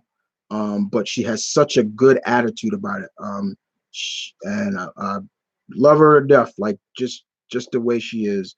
And that picture that you see of me in a thumbnail, that's me and her in front of Rockefeller Center, with the big tree in the back. So yes, Thor, thank you. I will tell her that you said that. Um, okay. What is your all-time favorite pizza place? Mine is Little Caesars. Easy. Pizza Hut. Marion. I like Little Caesars, but Pizza Hut all the way. Um, Jumanji could have been ruined by could have been ruined by Kevin Hart. I don't know him and I don't know Kevin Hart. I don't feel like Kevin Hart felt out of place in that movie. He was fine. Um, but The Rock and Kevin Hart have such good chemistry together. It's they've done two movies together already, so it's like yeah, it's cool. Um,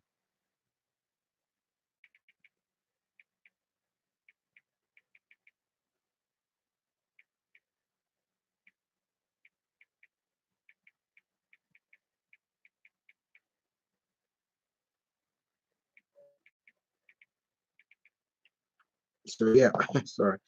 Um, let's see what's next. Um, okay, Thor Odinson, are you still going to be in New York, my alpha? Yeah, I'm still going to be in New York. Just moving, just to another place. Yeah, but yeah, we're moving soon next year. We're out of here. Uh, AJ Daniels, favorite Christmas movie? It's between Die Hard or Home Alone for me. I just talked about my favorite Christmas movies. Uh, Christmas Story, like I said, Miracle on 34th Street, uh, um, uh, It's a Wonderful Life, A Christmas Carol. I said Die Hard. Die Hard. You could throw Gremlins in there. Gremlin is a Christmas. Even to some degree, you can even throw Die Hard. I mean, not Die Hard. Lethal Weapon. The first Lethal Weapon was set during Christmas. Um, Dark Primus. Do you think The Rock has been in too many movies of late? The dude hustles. I I I ain't even about him being in too many movies because you could say that about someone like Sam Jackson. He was almost in everything. Like The Rock, what my biggest like, does this guy sleep? Like he does TV. He's got a new TV show coming on NBC where he produces. He's got a production company. He just had a child. It's like this guy is truly inhuman. Like it's like, props. I respect his crap. And he's always in the gym at the crack of dawn, hitting them weights. Like respect to Dwayne. What is your favorite look for Jason Voorhees? Mine is from part 7 and Freddy versus Jason. Um, my favorite look, classic look. I would say probably more where the mask looks so squished into his face. Like that's my favorite look. I got no problem with that. Jack Black playing a woman was crazy. Jack Black is great. I'm happy for Jack. He got his star in Hollywood Walk of Fame because Jack Black is he's something. He's something. In a way, Batman Returns is a Christmas movie. Yes, Batman Returns is a Christmas movie. I feel that Iron Man 3 is a Christmas movie. Yeah, I think so. Chris, I like Disney. I think Disney's gonna ruin the live action Lion King movie. Uh, from what they showed, that teaser alone gave me a lot of hope. Like, whoa, like okay, is this a movie or is this like wow?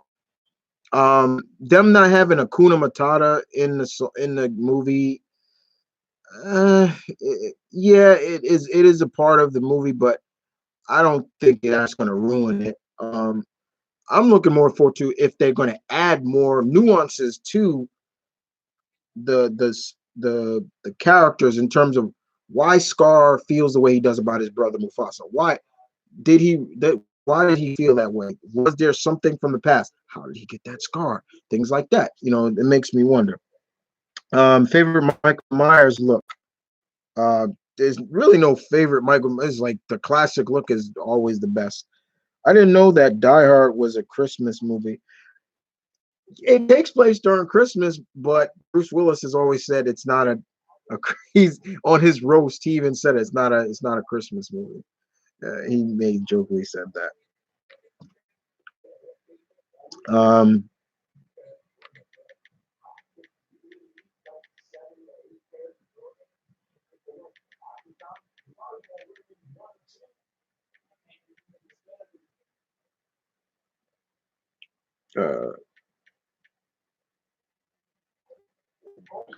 uh, let's see.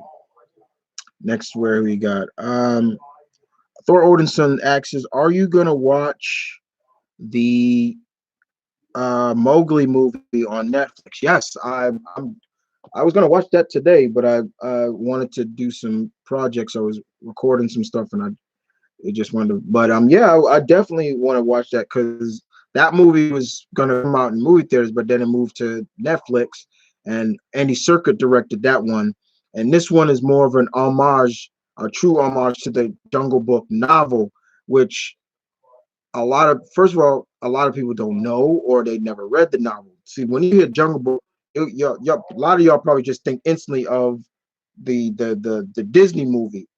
Um, but for me, when I think about Jungle Book, I first read the Kipling novel, and in that book alone, that was not a children's book. That book was very serious and very adult themed.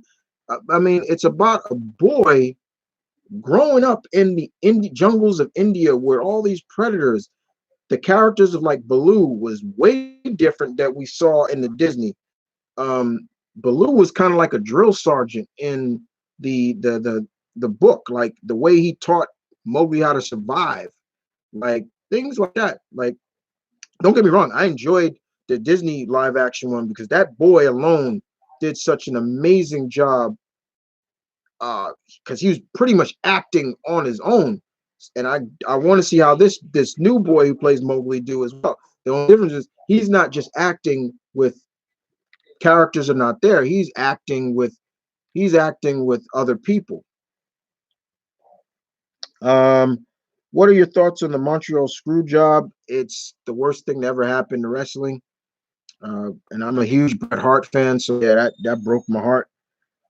In Nightmare Before Christmas, a Christmas movie or a Halloween?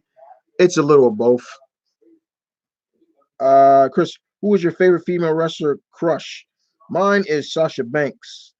Um, that's hard because Oscar's one of them. I got a thing for Asian women as it is. Like something about Asian women that just uh, kind of. I think they're just like the unattainable to some of us, especially in terms of different races. Um, I huge crush on Becky. I call her my steampunk queen. Um, I've always had a crush on Mickey James since she first debuted. She's a milf now. Okay. Uh, there's if you're talking NXT, there's Mia Yim. Oh God, Mia Yim, that Blasian. Um, there's too many. There's just too many. Um, JN asks me, have you seen the new Spider-Man movie? I'm getting this a lot. No, I have not. How do you like Israel Elba did, how did you think Israel did as Shere Khan? He was good. I liked him as Shere Khan. Now in the new one that's out, Benjamin Cumberbatch plays Shere Khan. So, and he's kind of even more creepier in that. How much you've grown! I'm like, oh God. Um, um, and Charles, you can stop answering for me, please. I can answer for myself. Yeah, I'm sure they're listening. They thank you, but I appreciate it, but thank you. Favorite Spider-Man movie? Spider-Man 2? Yeah, 2. That's from AJ McDaniels.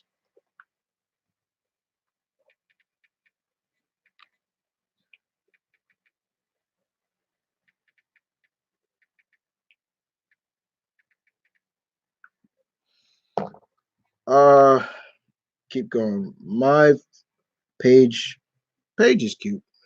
Just page, yeah. um,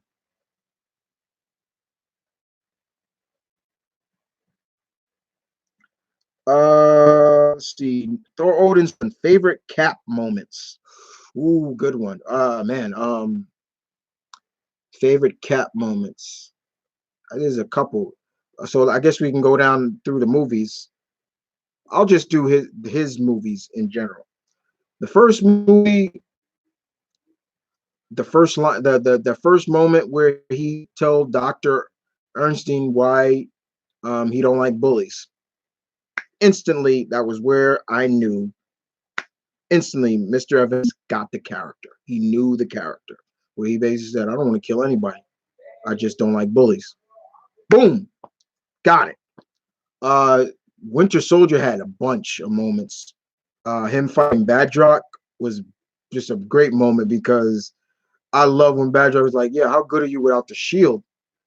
All right, boom, put the shield back. Let's go. Bam. Now, yeah, he beat up one of my favorite MMA fighters, George St. Pierre, but he still proved like Cap. I tell people who hate Captain America, he doesn't need that shield. He's good without that shield. That shield is just a tool he uses from time to time.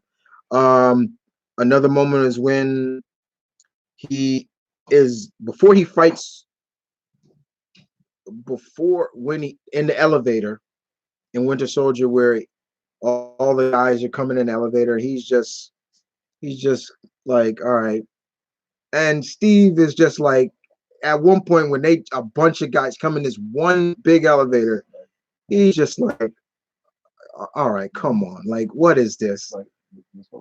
So we're doing this, right? Oh, so and I just love that line where he lived before we get started. Does anybody want to get out?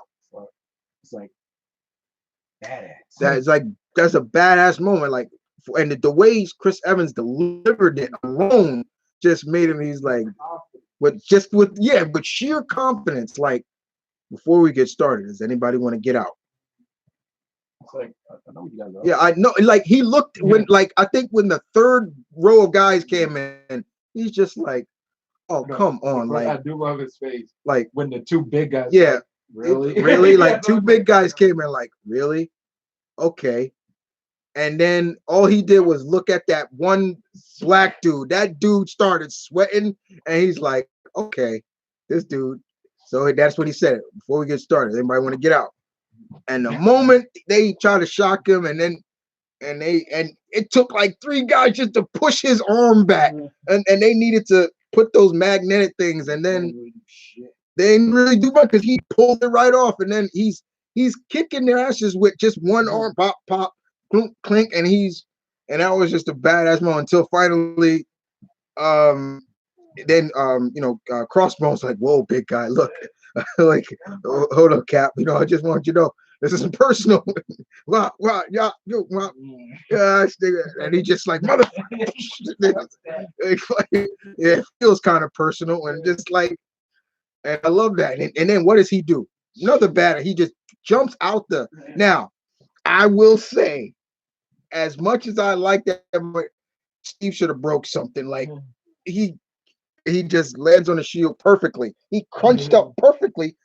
Uh, Nothing broke. He gets up, and even still was like, "How'd he do this?" That was another. Then another moment in Winter Soldier. Winter Soldier just had a lot of moments. Is when him my top three. Yeah, him, Falcon, and Scarlet Witch, or what Sitwell or whatever his name is, before he gets thrown out the window by Winter Soldier, and Winter Soldier's men have Cap pinned down in that bus, and that guy got that minigun, and what is Cap finally gets his shield, boom, he busts out, and that moment of seeing Steve just run with the shield and the bullet just, and he just jumps and flips over the guy and knocks him down. And then, of course, the fight between him and Winter Soldier was great. The first one and the second one. So there were a lot of Cap moments that I loved in that. And in the third movie, there were just more. Like, Jesus Christ, there was just a lot of. Chris Evans is my favorite Marvel actor as a character. I know a lot of people say Robert Downey Jr. Yes, he defined the universe. He is the foundation of the Marvel universe. But Chris Evans, when he came on as Cap, he instantly became my favorite. I was like, yes, he got it. Um, Notorious White 56. Shout outs to all the 9 people still here. Well, shout outs to you guys. Would you murk out if Stone Cold? Would I murk out if Stone Cold was the GM of Raw? Not really. Because he's done it before. It'd be nice to see Steve Austin, on TV, WWE TV again, but uh, he wouldn't do it. I would murk out, but I would. Darth Primus says, which one of which one has the best trilogies? Captain America trilogy, the Avengers trilogy, if excluding Endgame. I'm gonna go with Captain America. I'm going with Captain America.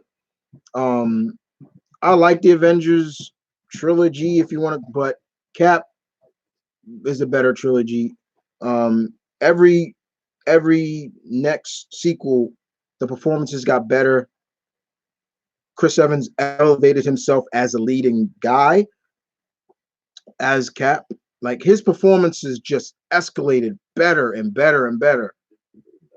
It was never a there was never there was never a moment as Steve Rogers where it felt like he was like Malcolm said, was mailing in that character.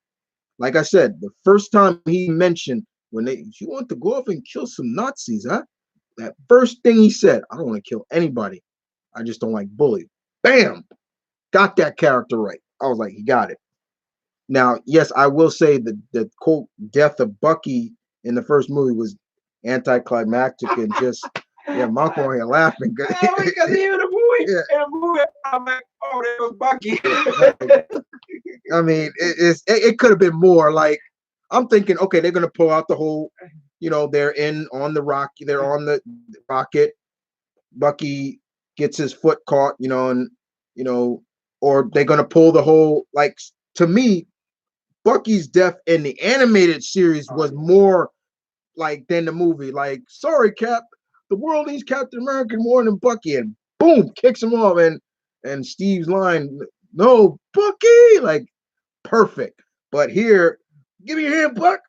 And it's just like, it's like, oh, so it was like, oh, I guess, no, I guess, Cap didn't press X. Yeah, yeah. I was just like, oh, there goes Bucky. And it was like, we see him grieving. Yeah, we see him grieving. He can't get drunk. Like he's in there drinking, and like I found out I can't get drunk. But I'm just like, oh, there goes Bucky. What is this, Buffy? There you go.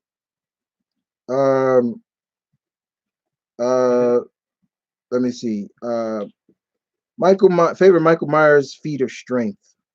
I really don't have one. It's like his stuff is just beyond human at times.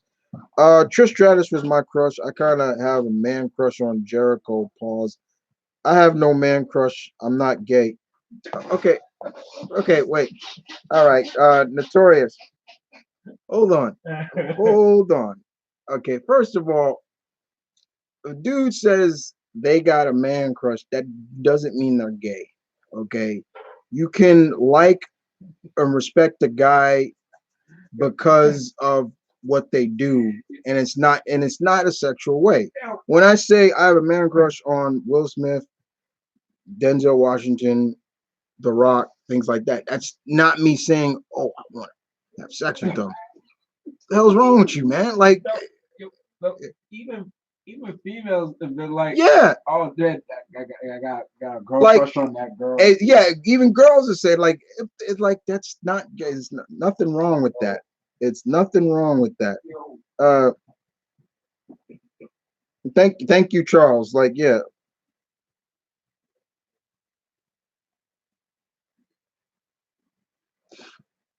Okay. Yeah. Thank you, Charles. Like, yeah. That's not what I mean. Chris. Who would you tag with if you was in WWE? AJ Styles, Rey Mysterio. There's a couple of people, but yeah.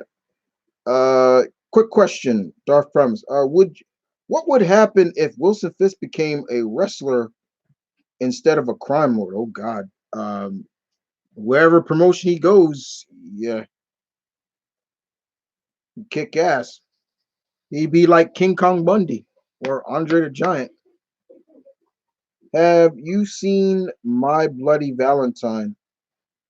I think I've seen one of those. I can't remember.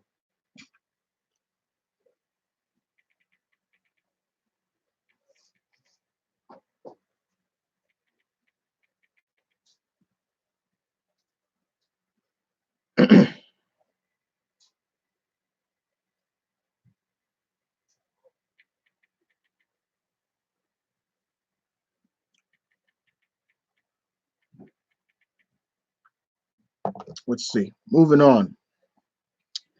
Uh, Thor Odinson. What? I'm sure you meant to say who is your second favorite MCU actor? Oh, that's a good question. Mm, I would probably say is Robert Downey Jr. Then next would probably be Tom Holland. Um, because like those are my top three. Next would probably be Scarlett Johansson because I think she really has captured Natasha. I just wish she had a Russian accent when she plays Black Widow. That'd have been so cool. Uh, I like um, Chris Hemsworth. I like as Thor, but now he's really found his place as Thor now. Like, but yeah. Um,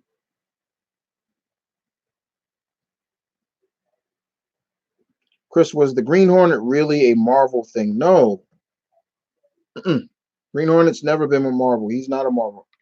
What was your reaction when Nicolas Cage was casted as Spider-Man Noir? I was, whoa, nice casting.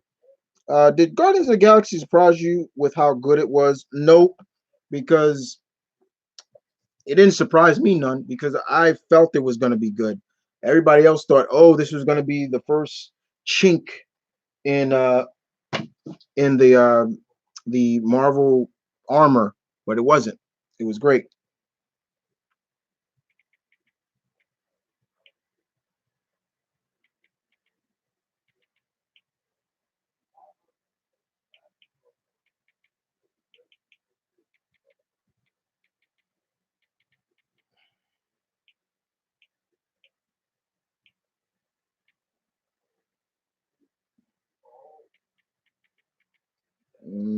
Hold on, guys. Texting.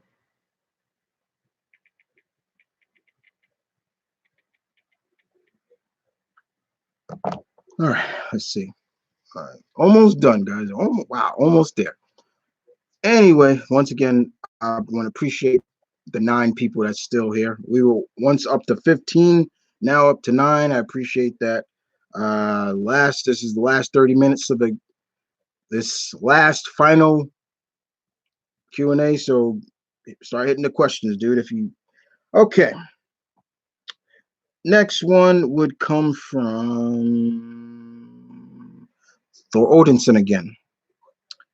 Name 6 cosmic characters you want to see in the MCU. Silver Surfer, Nova, Darkhawk, Adam Warlock, Galactus,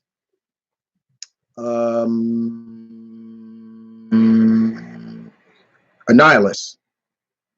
There's 6 right there. Um, Notorious. Did you watch R.I.P.P.D. with I saw that movie. Him and Ryan Reynolds and Jeff Bridges. It was all right, and it just felt like kind of a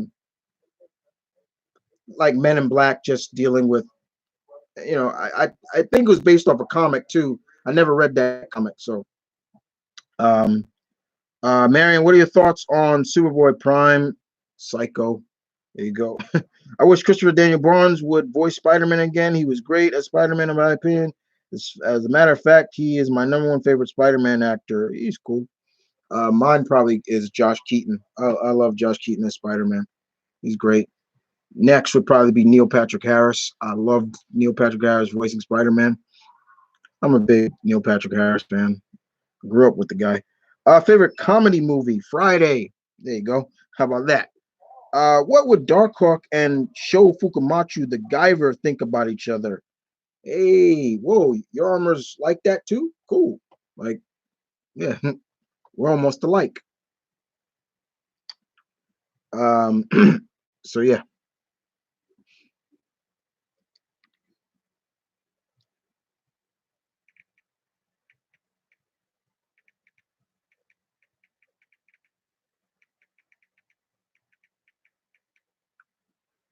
Let's see. Moving on. Next one is Thor Odinson once again. Did you ever watch the series Happy? Yes, I did. Um, that was the sci-fi with Christopher Milioni, and he sees and uh, uh, Pat Oswalt, doing Happy, the imaginary. Yeah, I like that. That was great. I never read the graphic novel that Grant Morrison wrote. I think I will go read it too. I will. I think I will purchase it and read it. But I enjoyed the series. I can't wait to season two. Um, I might watch that show Deadly Class. I'm not sure. I know Malcolm wants to watch it. He says he definitely wants to see it. But you know, I did watch Happy. That was fun. I like that. Will the MIB International be good without Tommy Lee Jones and Will Smith? It it probably will. I think Chris Hemsworth, Tessa Thompson, um, Liam Nielsen, Keeson can carry the franchise, and I'm looking forward to it. It looks fun. I'm liking the fact that it's a male female duo because we got a tease of that. I said that in my reaction. We got a tease of that before in the first Men in Black ending where we saw Jay with Laura, L, but she left. They didn't bring her back. Oh my God, Amitron is back. How was dinner, guys? Uh, if Loki met Kylo Ren, what would he think of each other? I don't know. Uh, Thoughts on how Will Smith looks in Aladdin? I was wondering when this question was going to come up. Okay, I saw how he looks now as Genie. Now, I don't think a lot of people understand that that's just his human form. Genie is still going to be big and blue, but he's so. I think a lot of people don't know, but I didn't mind it. I didn't mind it at all. I thought they were going paying more homage to the novels, the Arabian Night, the Aladdin, you know, novels, where they never really describe what the genie looks like in that novel. And in that movie, in that book, Abu was actually a real man instead of a monkey.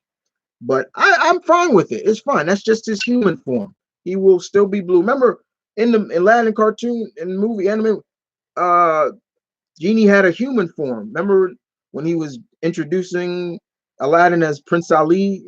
He was a human form. Then so yeah, that's just his human form.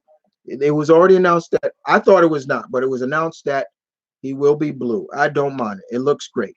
Perfect. Um, Marion asks me, Marion McDonald, which wrestler have you met in real life? I've actually met Gangrel not too long ago. I've met Bret Hart. I've met Lex Luger. Um, I've met Raven. I I met um, Malcolm and I both met NXT announcer Mauro Ranallo. Great guy. Um, uh, Malcolm met DDP, Diamond Dallas Page. Christian, Tommy Dreamer, he met them.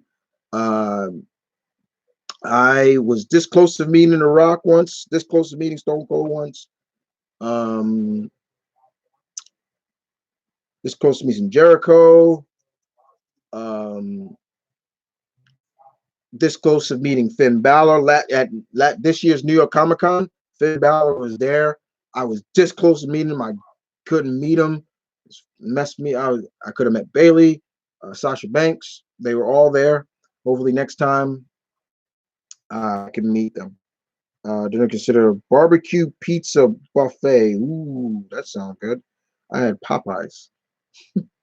Uh, Chris, do you think Will Smith would make a good Deadshot spinoff like Suicide Squad? Would make I guess but there's not much you could play off of Floyd Lawton. Deadshot's an assassin. That's what he is. He really has no code. Like the way they played him in the movie, they needed that. Yes, the only person he really cares about is his daughter, but he don't care too much about anybody else. Favorite Japanese wrestler of mine is Great Muta. I've always had respect for Great Muta. Um, Tanahashi is probably one of my favorites. I got a couple of them, but they have a bunch of it. Was great. Gangrel cool. I've been near him, never met him. Uh, uh,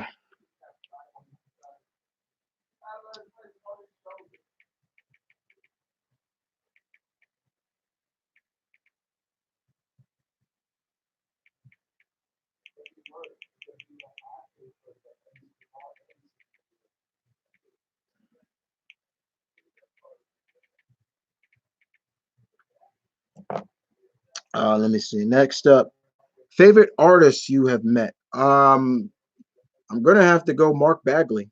I met Mark Bagley not too late this year. I had some great meetings of people in the comic industry, people I love.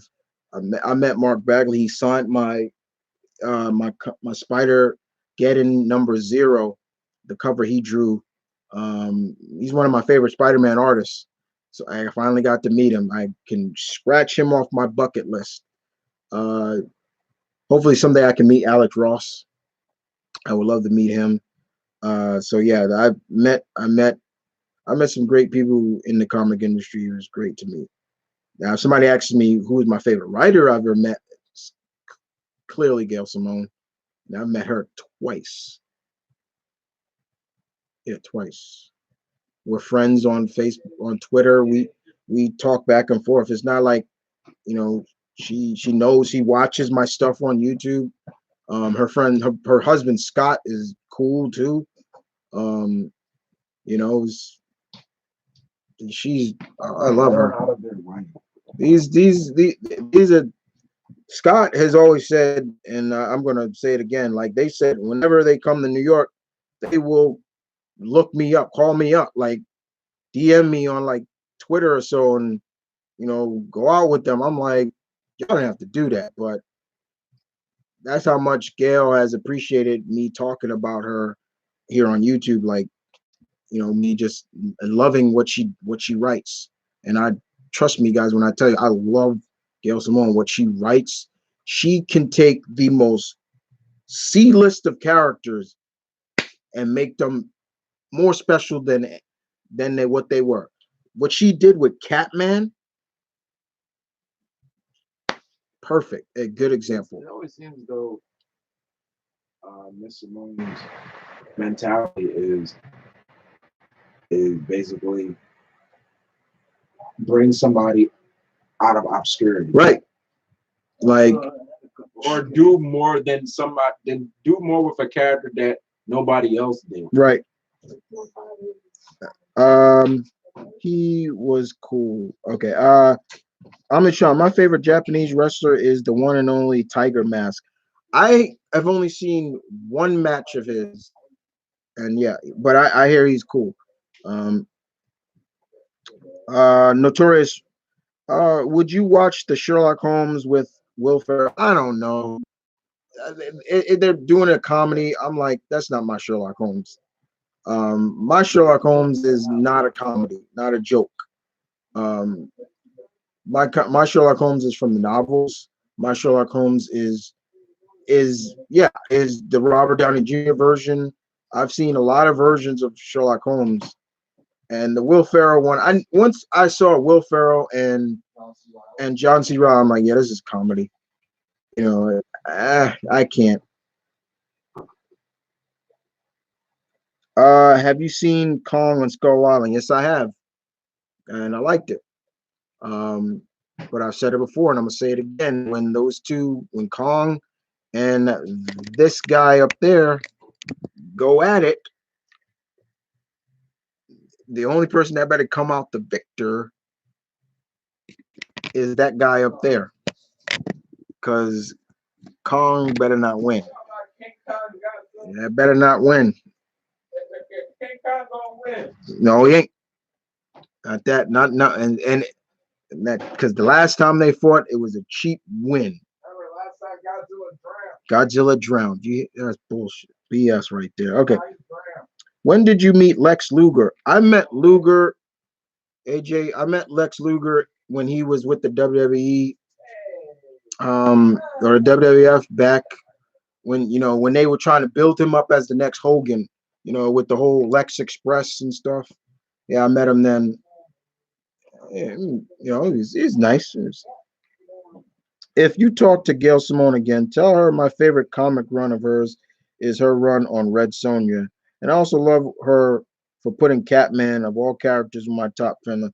Yeah, everybody talks about her, Gail's, you know, and I love the writers that came after her to write Red Sonja. Marjorie Bennett, I met her twice. Lovely woman. That's a beautiful woman right there. Um, Amy Chun writes her pretty good too.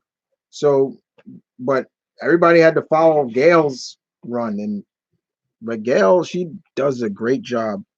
Um, Beautiful job. Um, Favorite Batman villain besides the Joker? Mine is Bane. He's not even my favorite Batman villain. My favorite Batman villain is Mr. Freeze. Mr. Freeze. Joker is Joker is in my top five, but he's I think he's number five. He's low. He's pretty low. Because I don't know, Joker is just like I get him, but it's just like I don't understand how he's this. You know. Have you played the Sherlock Holmes games on PS3 and PS4? I've heard of them, haven't played them. Uh, Tron, are they good? Hey Chris, I have a man crush on Eddie Murphy. Eddie's the man. He's cool. You you respect his craft. You're not. It's not that mean. Eddie Murphy is great. I'd love to see Eddie, come back and do some stuff, but he's now very picky about the roles he chooses. He says he wants to do stand up again, but he would need time to. He would need time, so that's cool. Uh, Godzilla versus King Kong: Dawn of the Monsters. That's a nice title. I also met Kevin Conroy. I've never met him. I have a lot of friends that met him. Said he's just a real cool guy.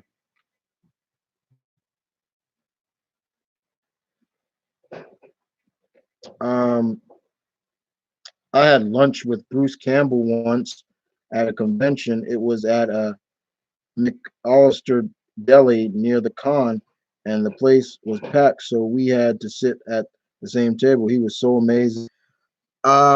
That's not surprising because I have a friend who met Bruce Campbell too, and said, and he gave my friend $2. It's like, but yeah, I would want to meet Bruce Campbell too. I had a chance to meet him too when they were first advertising Ash versus Evil Dead. I think season two. I forgot. I think it was at I forgot which um right before the Lincolns, not the it's dang, where is it? I forgot where it was. But yeah, I had a chance, but that line was crazy to get in there. I was like, no. Moments in the Batman 90s animated series that made you cry, tear up, or cry. Never really been one, but I would probably have to say got me a little bit was the moment of seeing how Mr. Freeze became Mr. Freeze. That was like, whoa, like, and oh, baby doll's that where she's at the end and she's in the mirror and she's seeing what she should have looked like if she didn't have her condition, and she's just, why couldn't you let me believe, and she's shooting the mirrors and everything, and that final, what did she say? I didn't mean to. It was like, oh God, like, you know, um, that was a villain that was made for the cartoons that I wish transitioned into the comics, because that would have been a really complex villain for Batman, because the line that he used in there, don't be afraid. I know you're scared, you're confused. Let me help you.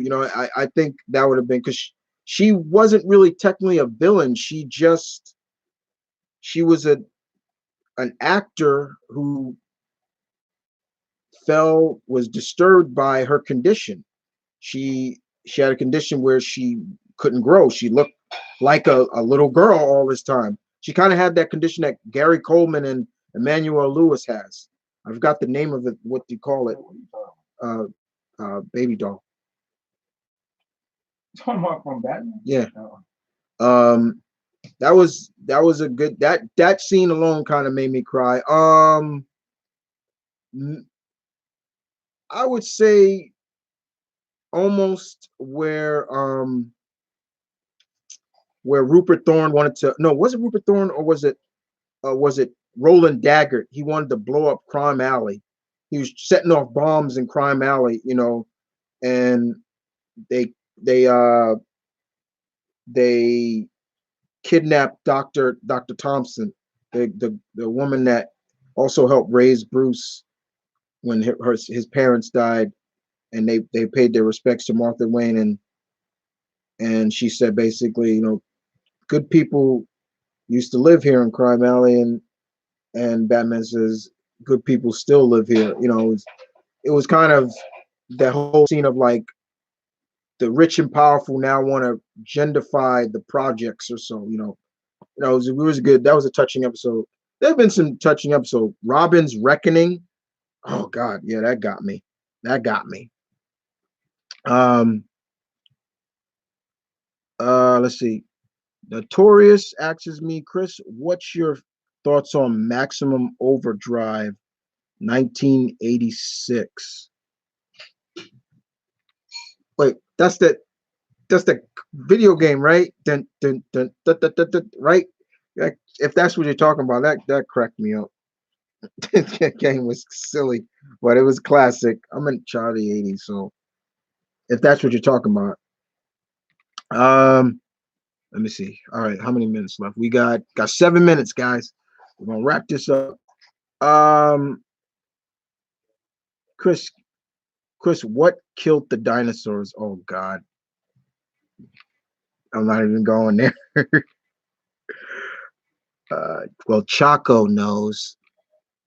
Do you know what killed the dinosaurs? Well, Chaco knows. Jocko knows it. Jocko. I said, which cryptic actually scares you?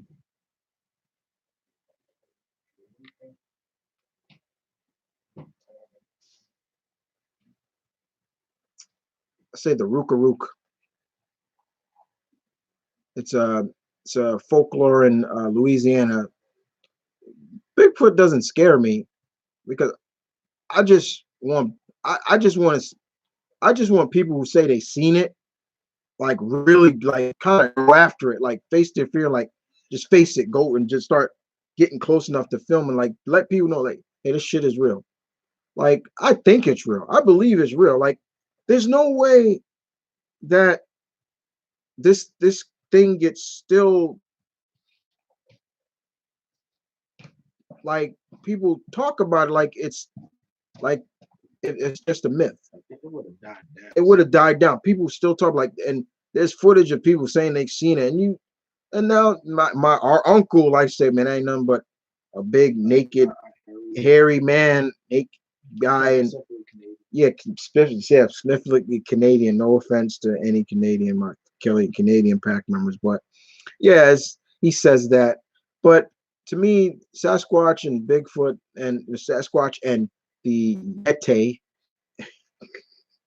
the Yeti, I gotta believe they're real. Like those are one that's one cryptic that I really believe is real. Like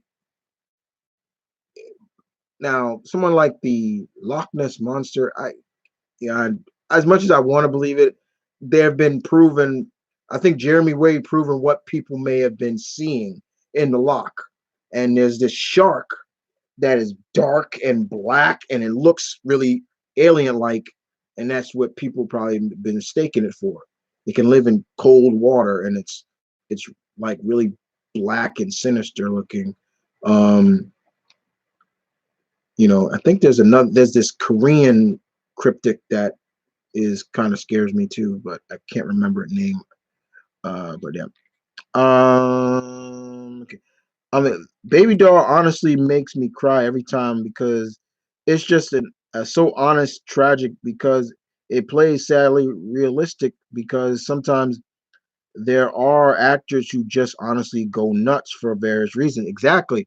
And she, how she felt reason, when she kidnapped all her old cast members, she basically, and then she kidnapped the kid who played her cousin Spunky. She wanted to kill him because, and they're just like, and she's like, yeah, y'all's remember what happened last time. Poopio Spunky blew my head in the cake. And she, now who's laughing now? She put that cake in his mouth. And he's like, what are you mad at me for? It wasn't personal. And they're all like, we were just actors playing a role. And then she cut back to her real voice. It was real to me. Like, you made them forget about me. And then she was gonna shoot this guy with her stuffed animal, stuffed doll with a gun in it.